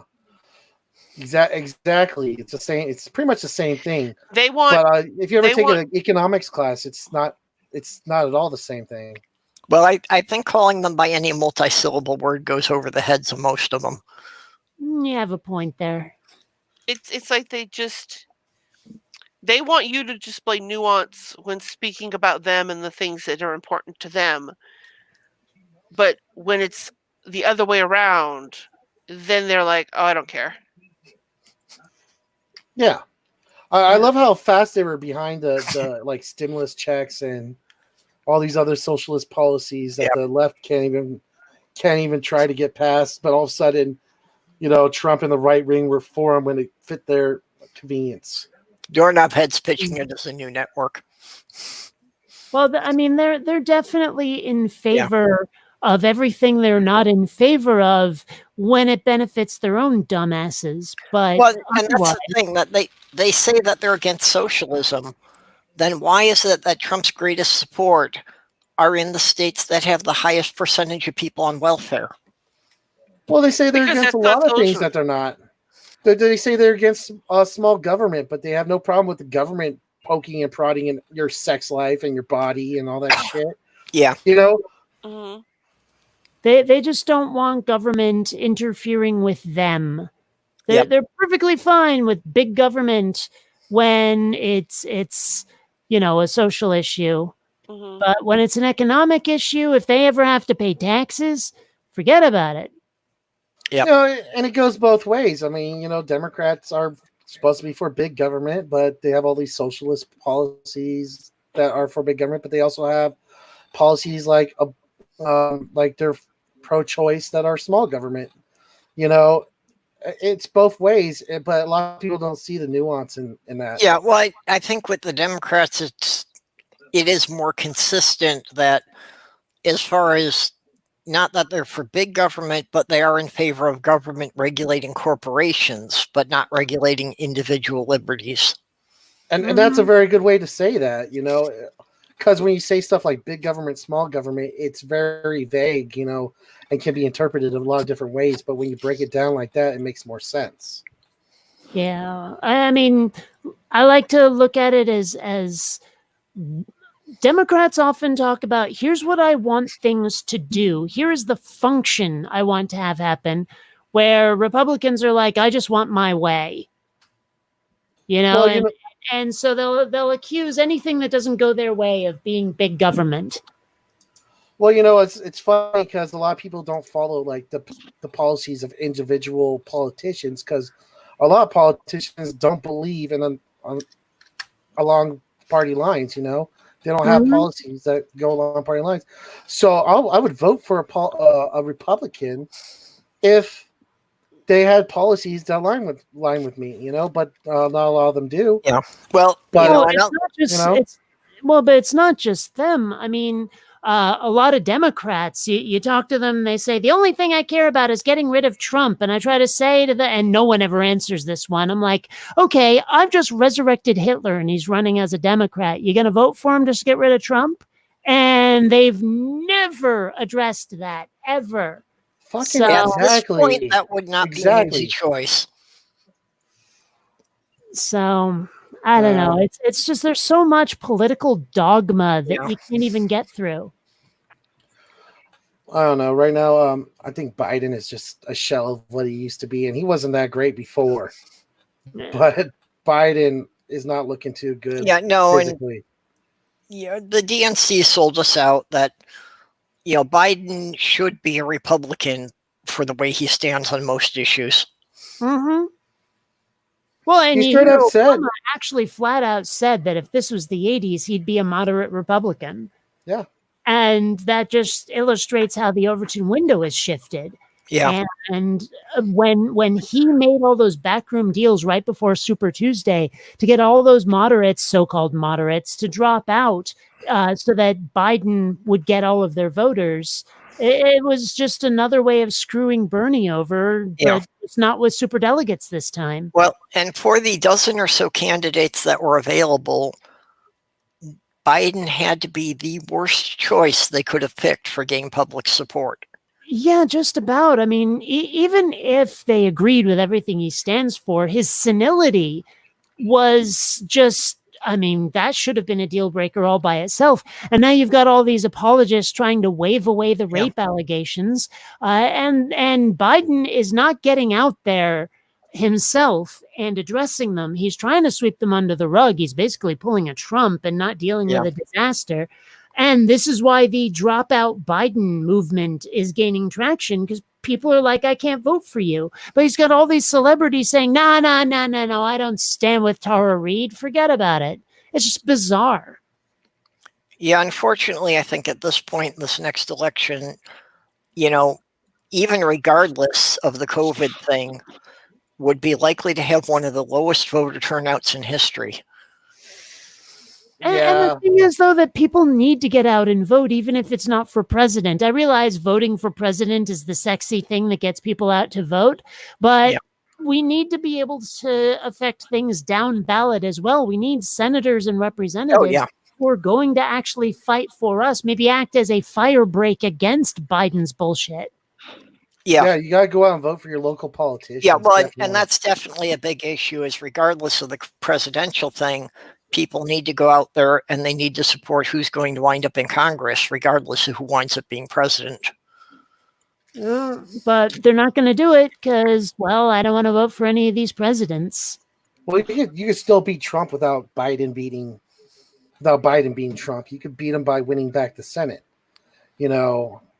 I mean, I know it doesn't make a lot of people feel better that we'll get 4 more years of Trump, and I totally sympathize with that. But if Biden doesn't win and we win the Senate, it still, to me, is kind of a win. Well, if the Democrats have more than like 2-seat majority in one of the houses, then they can prevent a lot of damage. Well, and there's still a possibility of like a Green Party candidate. I mean, it's unlikely because everyone's like, well, I don't want to waste my vote. And I'm like, you know what happens if we all waste our votes together? Right. But, there's the, what's his name, Howie Hawkins. But they're also looking at possibly, of all people, Jesse Ventura to be the candidate for the Green Party. Yeah. I know he's got the name recognition, but if people really start looking into his political experience, that's not going to go well for them. You got in trouble. It wasn't going to go well for them anyway. You got in trouble for that American Sniper fiasco thing too. I don't know if that would. I mean, I'm not all for what was his name, Chris Kyle. I think the dude was a piece of shit, to be honest with you, and I can say that. What is this American Sniper thing? So What happened is Chris Kyle, American Sniper, the guy they made the movie about, he wrote in a book that he met Jesse Ventura in a bar and fucking and punched him. So Jesse Ventura sued him after the American Sniper guy got shot and died. And he sued him, and he sued his wife for a bunch of money and won. And a lot of people were pissed off about that because, Chris Kyle or whatever the fuck his name was a fucking war hero or something. But, he had every right to sue him, but not a lot of people feel that way, apparently. I must be thinking of the wrong guy. This wasn't the guy where they investigated him and found all these like atrocities that he had done? I think that is the same guy.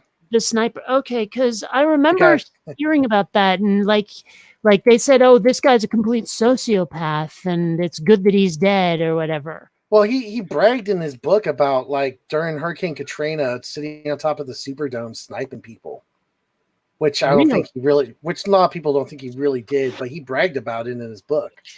I got into a conversation with somebody about that. I was like, the guy went to war and became a sniper because he wanted to kill people. Not because he wanted to defend his country.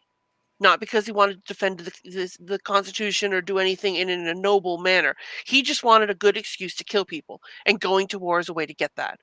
See, it's funny because in the movie they frame him as like this huge patriot. Like, I gotta do what I gotta do for my country, gosh darn it. Mm-hmm. But in reality, we all know, I mean, I could tell you from experience, because I was in the military, and I know the fucking type of people that join it.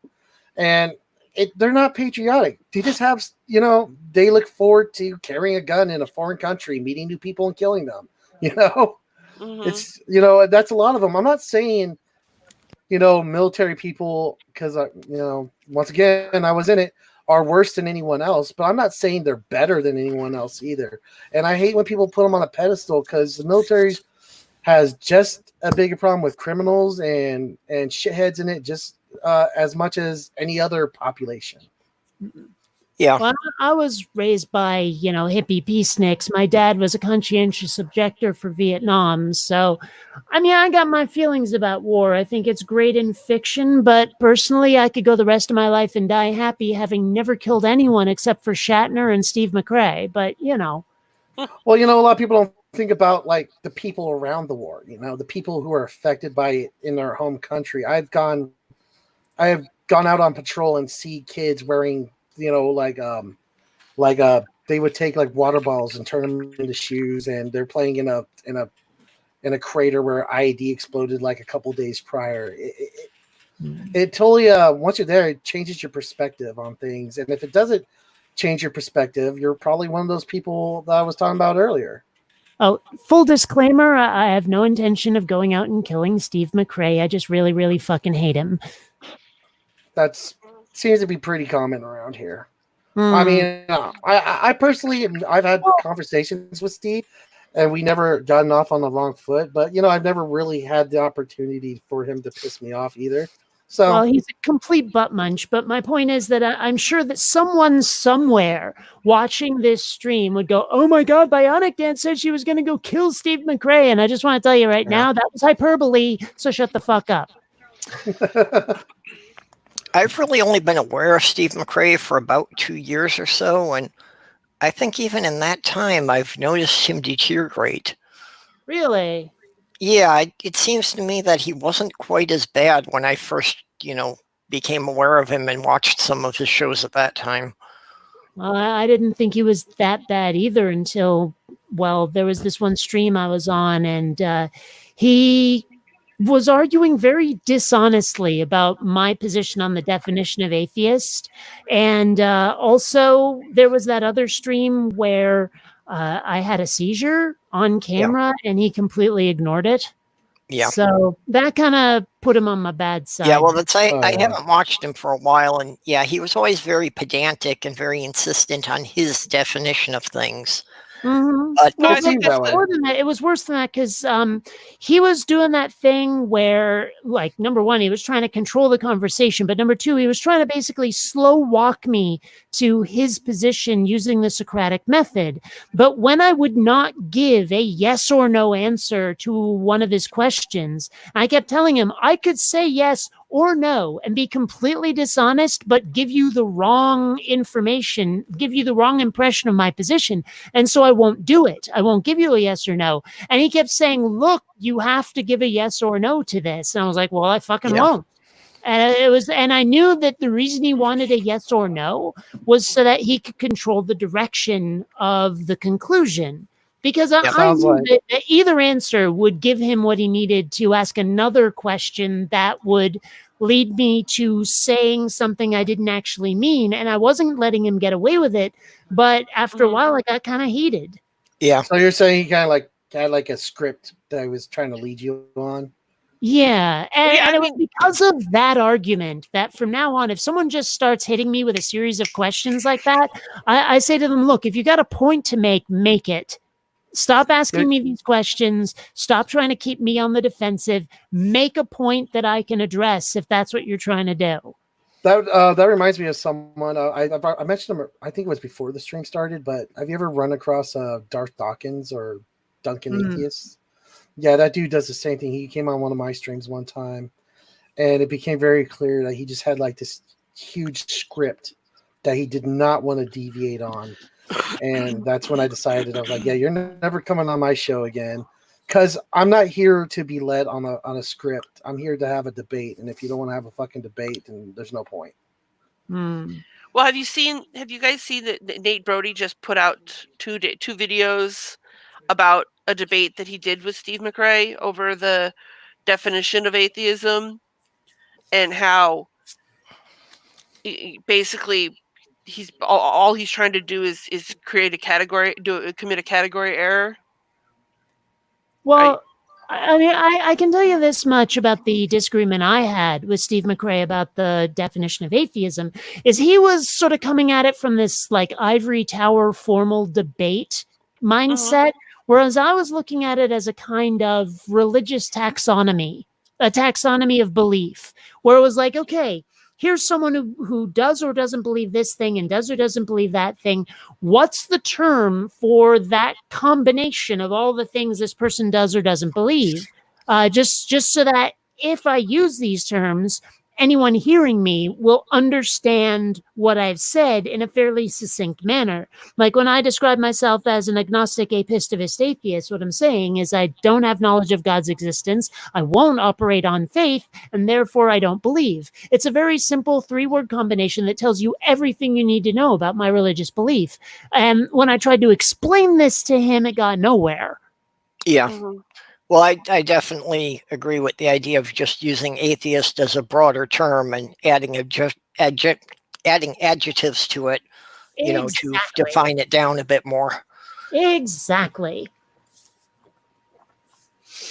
So that was kind of the source of our disagreement. Is he wanted this traditional and, as you say, pedantic definition, and I was having none of it, and it just like snowballed into this horrible thing.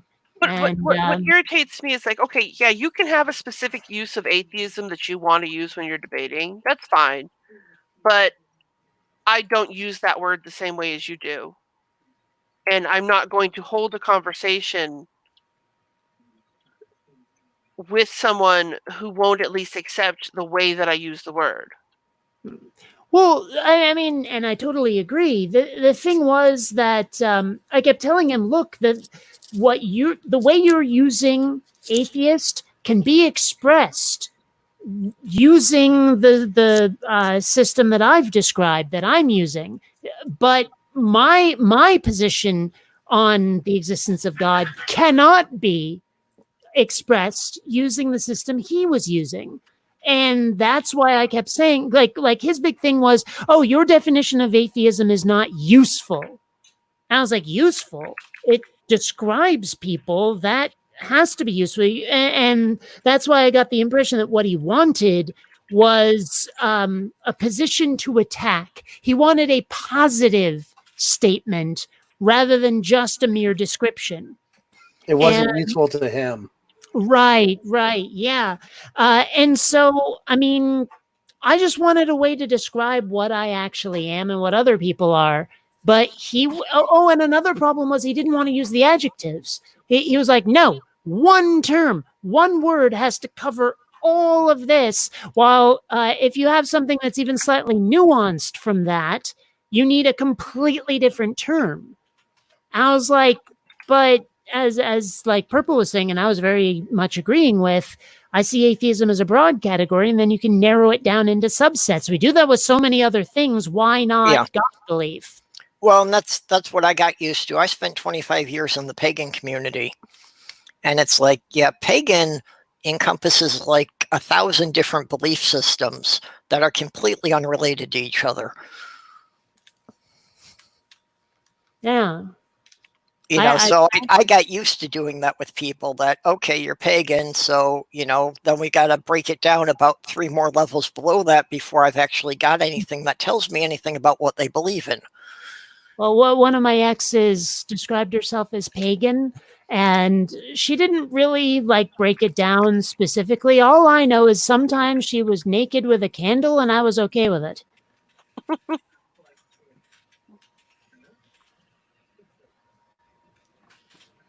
But yeah, I don't know a lot about pagans because, like you say, there are so many different. There's as many denominations as there seems to be a Christianity, and you can probably get it pretty wrong. Yeah. If you make assumptions, thankfully, most of them will correct you gently. Yeah. Well, there's at least as many, but they don't all come from the same root. Doorknobhead is asking about Ocean. I assume you mean Ocean Keltoy. Nice fellow. I don't completely agree with him, but nice guy. I find him kind of confusing. I've tried to watch his videos. I think I've watched most of them. And I still find it a little confusing to figure out what it is he actually believes in. Well, one thing I thought was really funny was like the big disagreement I was having largely with Steve McRae was whether babies count as atheists. And like Ocean took the other position recently. And I responded, and then he responded, like, we made a couple of videos back and forth, and the entire community seemed to be going, oh my gosh, we got ourselves a shitstorm coming, and it ended so civilly, and people were really disappointed. They were like, oh my gosh, I expected like a big troll fest, but you guys just sort of agreed to disagree. That sucks. You know, I was like, I'm sorry to disappoint you with lacking drama, but I guess we reached a meeting of the minds. But the funny part about that is he had heard so many weird rumors about me that he expected that too. And then when we just sort of got along, he was like, huh, I may have to reevaluate some of my assumptions about Bionic Dance. Yep. I don't know. And people do have some weird-ass associations about my dumb butt, but whatever. Or not associations, sorry, assumptions. I think, like I said before, I think it has a lot to do with the fact that you're an old schooler, and a lot of the old schoolers have gone anti-SJW, etc. So they just kind of assume the same of you. I don't know. I don't know if that's it, but I mean that would. I don't know. Either way. I think some people might just kind of classify you with that, you know, just because you talk about the LGBT stuff so much, so they automatically associate that, even though there isn't really a basis for it beyond that. Well, I think also part of it might just be that I've had some pretty vehement arguments with some people, and those are the people that they like better. I mean, I've been in that situation too. Yeah. Ah, well, whatever. That's life. I mean, it may have affected my subscriber numbers a bit, which is maybe why I've plateaued over the last couple of years, but I don't know. Yeah, I had kind of figured that was the reason that your channel wasn't really growing. but it would help to, like, I'm doing a collaboration with Mama Atheist soon, so that might help. Yeah, she seems to be one of the rising stars now. Oh, Doorknob Head. Yeah, the whole My Dumb Butt thing. I stole that from the movie Tank Girl. It's a classic. Yeah. I haven't seen that in ages. I don't know. I've been having problems growing too, so I mean, I totally understand. But Well, I would although recommend a good diet and proper exercise, you'll grow. Yay! No, but I don't know what it is. I started off pretty decent, but I finally started growing again. But I was stuck at like 150 subscribers for like 2 years. It was crazy. I don't know. Yeah, A lot of people said it's because I had the word atheist in my name. And I'm like, yeah, that's probably it. But I'm not going to change it. I already changed my brand name once. I'm not doing it again for a while. I actually had a very opposite experience long time ago. I don't know if you guys remember Non-Stamp Collector, but I mean, he got huge and then at one point gave me a shout out. Now, I didn't know he had done this yet. So when I woke up in the morning and I saw 500 emails, I was like, did my spam filter break? But I mean, like, I had subscriber after subscriber after subscriber thanks to that shout out. That was pretty awesome. I hear that happens a lot, that, you get a popular channel who mentions you. Yeah. Well, that's what happened with Rationality Rules after Cosmic Skeptic shouted him out.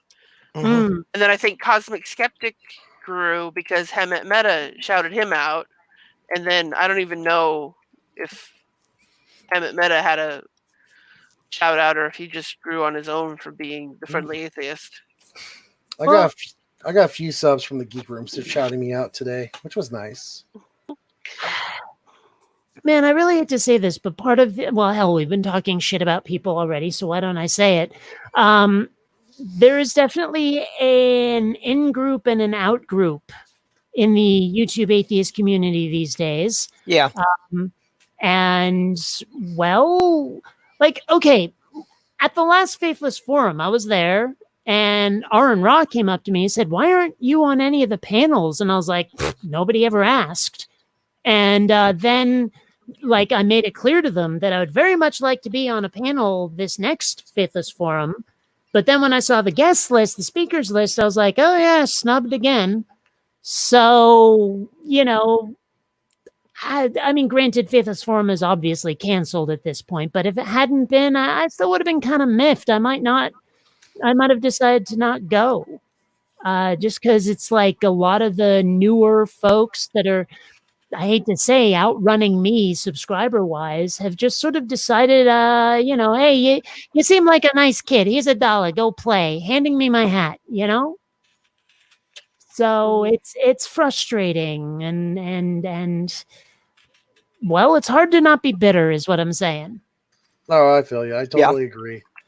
But for as long as you've been doing it, yeah, you would think that they would be including you in more stuff. Mm-hmm. I also had someone ask me, like, why? Because Paulogia put out a big, like, montage of all of the avatars of the people he's had on. I had someone ask me, where's yours? I was like, I'm not sure he even knows I exist. Are we really going to have DD on here?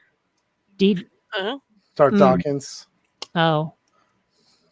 And Rationality Rules had no idea who I was when I mentioned myself at Faithless Forum. It was like, Bionic Dance? Never heard of you. I don't know. Then again, when was the last time Holy Kool-Aid made a video? I don't know. I haven't heard from him in a long time. I think he made a couple of videos after that whole controversy he had, but ever since then. No, 3 weeks ago. He's had some recent ones in the last few weeks. Huh. 3 weeks ago was the last two. I see about that. Maybe, you know how sometimes YouTube just stops showing you stuff? Yes, YouTube has randomly unsubscribed me from about a dozen people in the last 4 or 5 months. Oh, it says I'm still subscribed. Yeah. Who was it? It was Deconverted Man told me that YouTube unsubscribed him from me. Yeah. Okay, so I know there's been, people that I know I had subscribed to that I wasn't getting the messages, and when I looked, it said I wasn't subscribed to them anymore. Have you it have does you ever look like he accidentally came out with something 3 weeks ago. So yeah. have you ever accidentally clicked on a video and that's all you get for like a week? Yes. Ugh. Oh, it's so annoying. I wish that YouTube would give us an ability to like pre-program playlists. Like if someone that you subscribe to releases a video and it contains the word bananas, it'll go into your fruit playlist. Why did I almost call it banana a vegetable? Yeah. The fruit playlist, so that you can just kind of log in and be like, I want to watch, let's just say I want to watch Minecraft videos today. So I go to my Minecraft playlist and anything that's been released that's related to Minecraft is there in that playlist already ready for me. Well, I think you could do it better. I think you can kind of do that with Reddit. You go on Reddit, be like, okay, our Minecraft, and that's all you'll get. But yeah, YouTube, I wish they would have a system like that. Yeah. Well, YouTube, even if they had it that, you could tell it that everything from this creator should automatically go into this playlist. One thing really, you could just have a playlist for atheist creators and they'd all go into one place. But you got to hit the bell icon. You need to be beaten with hammers for suggesting bananas on pizza.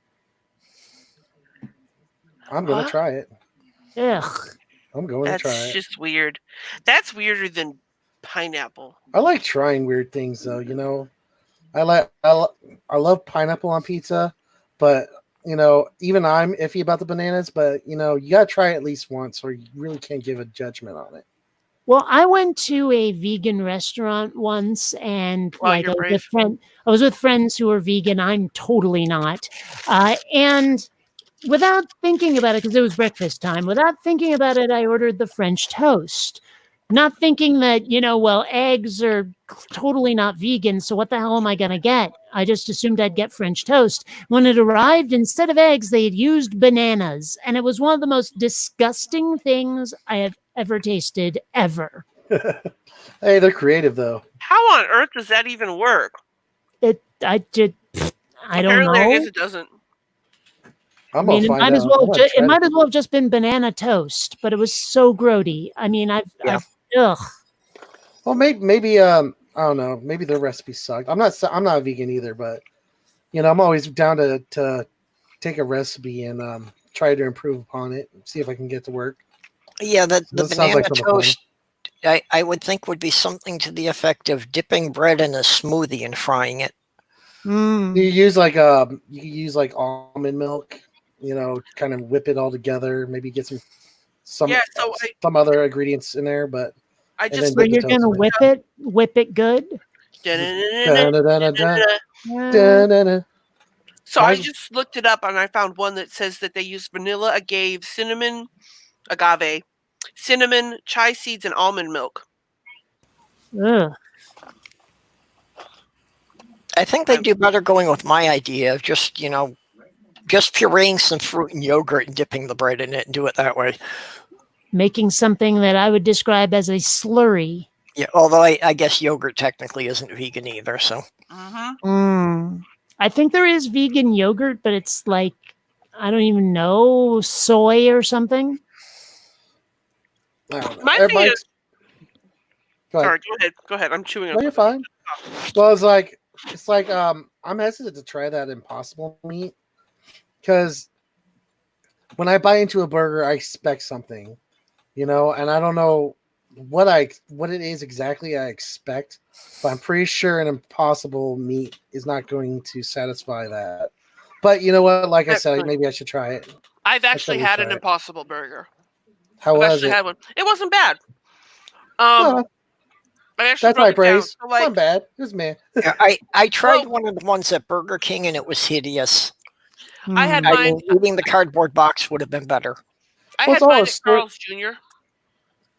or Hardee's, whichever you prefer. Okay, yeah, they do better burgers anyway. So The thing was is that, so smell wise, the only thing, I actually broke it down. I have a Twitter to tweet about it. It only thing that I could smell was the fact that it was charbroiled. The only thing I could taste when I tried to eat the burger itself was charbroiled. Like I could taste the charcoal, like it was. I could tell that it was charbroiled, but it didn't taste like a charbroiled burger. However, when I had it with the mayonnaise and the tomatoes and the lettuce and all the fixins, it tasted like a hamburger. Yeah, well, there are some of them that are pretty decent. You can get the Boca burgers in the grocery store. And if you grill those and you put them with all the fixings and that, those aren't too bad. My dad used to buy vegetarian hot dogs. Like all the fixins is the thing. There's a lot of like fixins that go on burgers that I'm just like, thank you, but no, total deal breaker. Like mayonnaise is disgusting. Ugh, bleh. And those little pickles. Ugh. I mean, lettuce, tomato, onions, ketchup, done. Maybe barbecue sauce instead of the ketchup. Done. That's all I want. Right? Yeah. Now, I did have one of those burgers that you can buy at the supermarket that's like supposed to taste exactly like meat. You can't tell the difference, and I could tell the difference. But I could see how they might think you couldn't tell the difference. It was actually kind of close, but, I could tell. And I have to wonder, though, if someone said, okay, here's a taste test, tell me which of these two burgers is the real one. I mean, I don't know. I could probably tell, but I'd have to think about it. I wish I could remember the brand name because that's what I was going to say. Like a part of it was probably you knew it wasn't a real burger. Yeah. No, I've never run across one that I thought I wouldn't be able to tell you it wasn't meat even if I didn't know. But there are some of them that aren't too bad. No, I've had old school vegetarian burgers. The like when my dad was going through a vegetarian kick like 20 years ago. But I didn't eat a vegetarian burger expecting a burger taste. A vegetarian burger had a whole different taste to it. Yeah. You were expecting something else. So I don't know. Maybe they should just go with like their own kind of thing. That's what I was just gonna say. Like I could see trying to go vegetarian. I couldn't do vegan, definitely not. But if I was going to do vegetarian, I'm gonna do vegetarian food. I'm not gonna do vegetable knockoffs of real food. That's the thing. Like, why are you so fixated on making vegetarian burgers and vegetarian hot dogs and vegetarian bacon? Just eat your stir fry, eat your rice and chicken, or your rice and whatever. Like, eat your tomatoes and your apples and your carrots. Eat them like they're supposed to be, and stop trying to imitate real quote unquote food. I did actually go vegetarian for about a year and a half in the early 90s. And I really didn't change that much of how I ate, but in the end, it really came down to economics, that it was more expensive to eat that way, and I didn't have that much money. Well, I have a couple of things to say on this topic. I mean, number one, it's awfully difficult to eat vegetables, mostly because of the wheelchair and the life support gear. Really hard to get all that. Yeah, I know you were going to go there. Yeah, of course I was. But I was with like some family a while back, cousin's wedding, and we all went out to eat, but one of us happened to be vegan, so we had to go to a fucking vegan place. And I was looking and I was like, this is not food. This is what food eats, right? And I actually decided to go to a Subway and come back because I wanted real food. And while I was there, I was watching my mom eat a salad and something small, green, and wormy fell out of it. And I was like, why would you eat here? I see it crawling away. You almost ate what looks like it could easily be a caterpillar. And that would destroy the purpose of the place, wouldn't it? But I mean, my dad at one point, it was like a different meal. We were going to go get breakfast. We were trying to figure out what to get. And there were all these like restaurants where they were serving what to me is real food. except they had to fancy it up in some deal breakery way. And eventually I told my dad, look, let's just go find an IHOP or a Denny's. And my dad was like, an IHOP or Denny's? My dad used to be vegetarian until his doctors told him you have to eat meat because there's stuff in it that you can't get. And so I was like, yes, I want to go to an IHOP or a Denny's. My dad goes and he's like, I'm not sure there'll be anything here for me. And I was like, look, I know what I'm getting and I know I'm going to like it at one of these places. And my dad was like, all right. And he ended up finding a lot of stuff he really liked at Denny's. And I was like, Dad, your preconceptions about Denny's wrong. Yep. I don't know. But also, though, like, I couldn't eat the food that vegans eat because ew. But in a weird way, I almost respect their position on why. Because, like, I asked a few of them once because they were, like, parading or demonstrating or something. I was like, if they were to grow meat in a vat where it never had a personality, never had a brain, never had consciousness, would you eat that? And they said yes. And I was like, really? And they were like, yeah, it's all about like not killing another thinking creature. And I was like, okay, I mean, I would cheerfully eat that meat if it came down to that. Mind you, I'm sure there's someone out there who would try to clone human meat and serve that to people. But still, I mean, you know, Okay, Kitty, you want to share this? Yes, because Bionic Dance basically just said this joke. Broccoli. Oh, that guy! My food eats. That's my food's food. And I don't appreciate you eating that. You should eat Siberian tigers to help them. You're eating my... such a nut. Yeah, his video is great. He made a vegetarian pizza one or a vegan pizza once where it was basically just like cucumbers on lettuce. Dude's hilarious, but the worst part is I watched him for about 5 minutes, not certain whether he was serious. Yeah, he's kind of an enigma to me. I've seen a lot of his videos. He did an atheist video one time. It was like how atheists act on the internet or something. Well, I watched a couple of his videos, and then the first few I wasn't quite sure either if he was, serious or being sarcastic about things. I think he's mostly being sarcastic, but it was I haven't watched enough of him now. I think he usually is. It was just Kate saying the whole "that's my food's food" made me think exactly of that. Yeah. My cat had that response once. She came into the kitchen and there was a mouse at her food dish, and she just looked at me like, "Food is eating my food."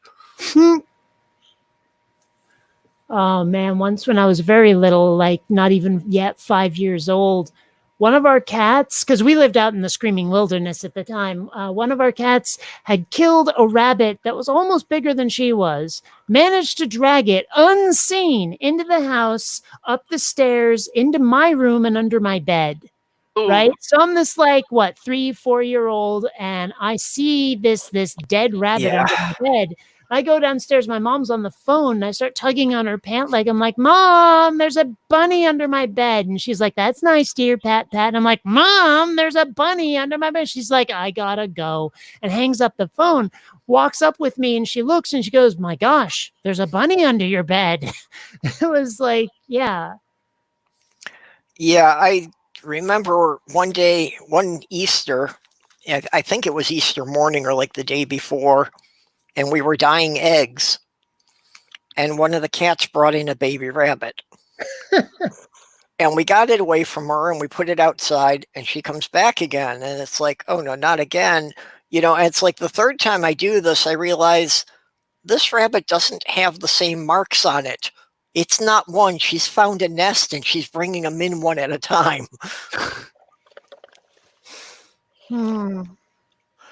But again, we had like a 5-year-old daughter at the time, and it's like, that's not really what a 5-year-old wants to see on Easter.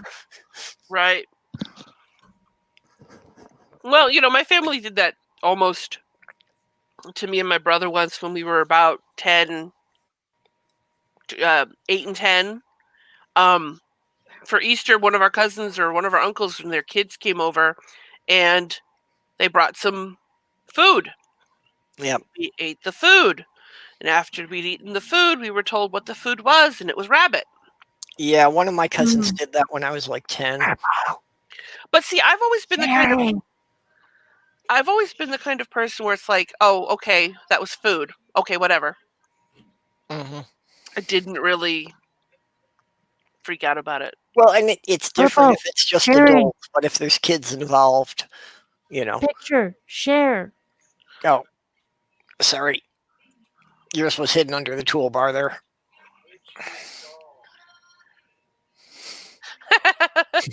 I love that picture. I love that picture so much. No, you're cute. That's cute and yummy looking. Yeah. I've had rabbit too. I was really, really, really, really young. Thinking about it now, I'm not sure I could ever eat a rabbit again. But at the time, I remember thinking it was delicious. Well, over the course of growing up, I'm pretty certain I have eaten virtually everything that lives in the northern Michigan forest. Really? Just at one point or another, one of my cousins or uncles or brothers managed to shoot and bring home anything. And I know I've had skunk and porcupine. Ah! I had a friend tell me his goal. Tasty. I had a friend tell me his goal in life was to be like the reverse Noah's Ark and eat 2 of every animal. Well, it's like my parents both grew up during the Depression, so nothing was wasted. So it's like my grandpa had porcupines in the woodshed. He had to get rid of them, so my grandma cooked them. That's just the way it was done. Wow. I've seen some Depression era cooking shows. They're quite interesting. Mm-hmm. I had a prank pulled on me once when I was living in Montana with my ex-husband, and we were at his father's home, and he made a roast, and he gave us the roast, and we were sitting there eating the roast, and I'm just chomping away at this. It's pretty good, and I've got the fork, I've got a chunk of meat, and it's going up to my mouth. And my husband had just put a chunk in his mouth and was chewing it. And his father goes, "You guys want to know what that is?" And I just stopped. And we both looked at him. My husband stopped chewing. And he goes, "Oh, that's possum." My husband gets up and runs to the bathroom to spit what's in his mouth out and probably be sick. I looked at my fork, put it in my mouth, started chewing, said, "That's pretty good." The rabies really give it an extra kick. Possums don't get rabies. Well, fine. I said no. I actually didn't know that possums couldn't get it. Yeah, their body temperature is just a couple of degrees too high for the disease to survive in them. Okay. So they're actually they're actually good to have around because they'll eat the ticks and the other small things that might actually have rabies, and then they won't get the rabies because they can't. Yeah, they're just that much far enough separated from most other mammals. Yeah. I don't know. People eat some really weird things. I know there was this place that sold candied insects. Mm-hmm. And I was dating this girl at the time. We went to the mall and went to this place. And she's like, "I bet you won't." I'm like, "Yeah, that's the wrong thing to say to me because I definitely will."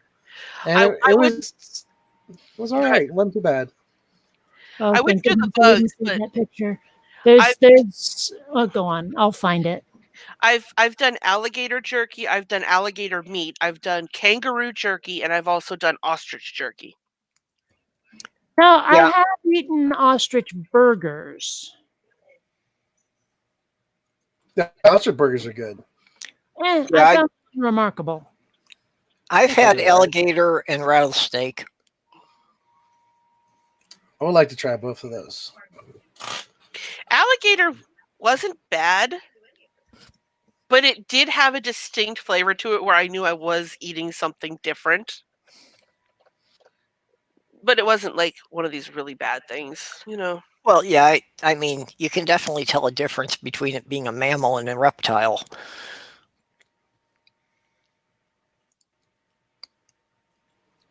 So, okay. Yeah.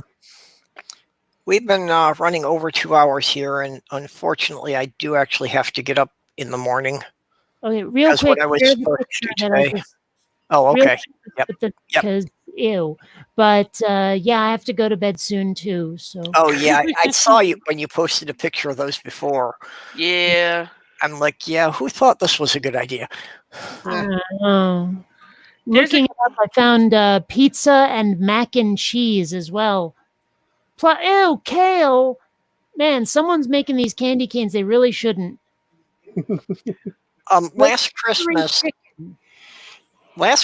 my sister gave everybody bottles of pop in flavors that should have never existed. Bottles of your dad? Yeah. What? Bottles of pop that were just weird things like turkey soda. and gravy flavor. Oh, soda. Okay. Oh, okay, yeah. He's up north. He calls it pop. Yeah, pop is a nickname for dad or what weasels do in songs. It's not fizzy sugar drinks. Yeah. So I just went to a website that has those clammy canes, and they've got hamdy canes, which are ham flavored, kale candy canes, pizza. There's bacon, pickles, and mac and cheese on this one website. Yeah.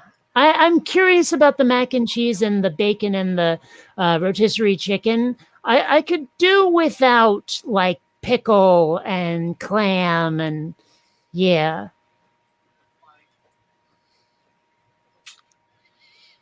Oh. Yeah.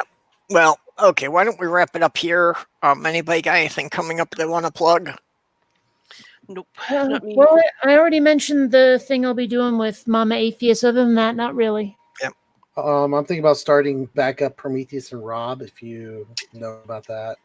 Me and Prometheus Prophet are doing a podcast, so if you guys want to hit that up, it'll be up soon. Okay. Yep. Well, let us know when you got episodes ready. Oh, yeah, definitely. I'll let you know. You also hit me up on Twitter, and I'll keep you all updated on that, too.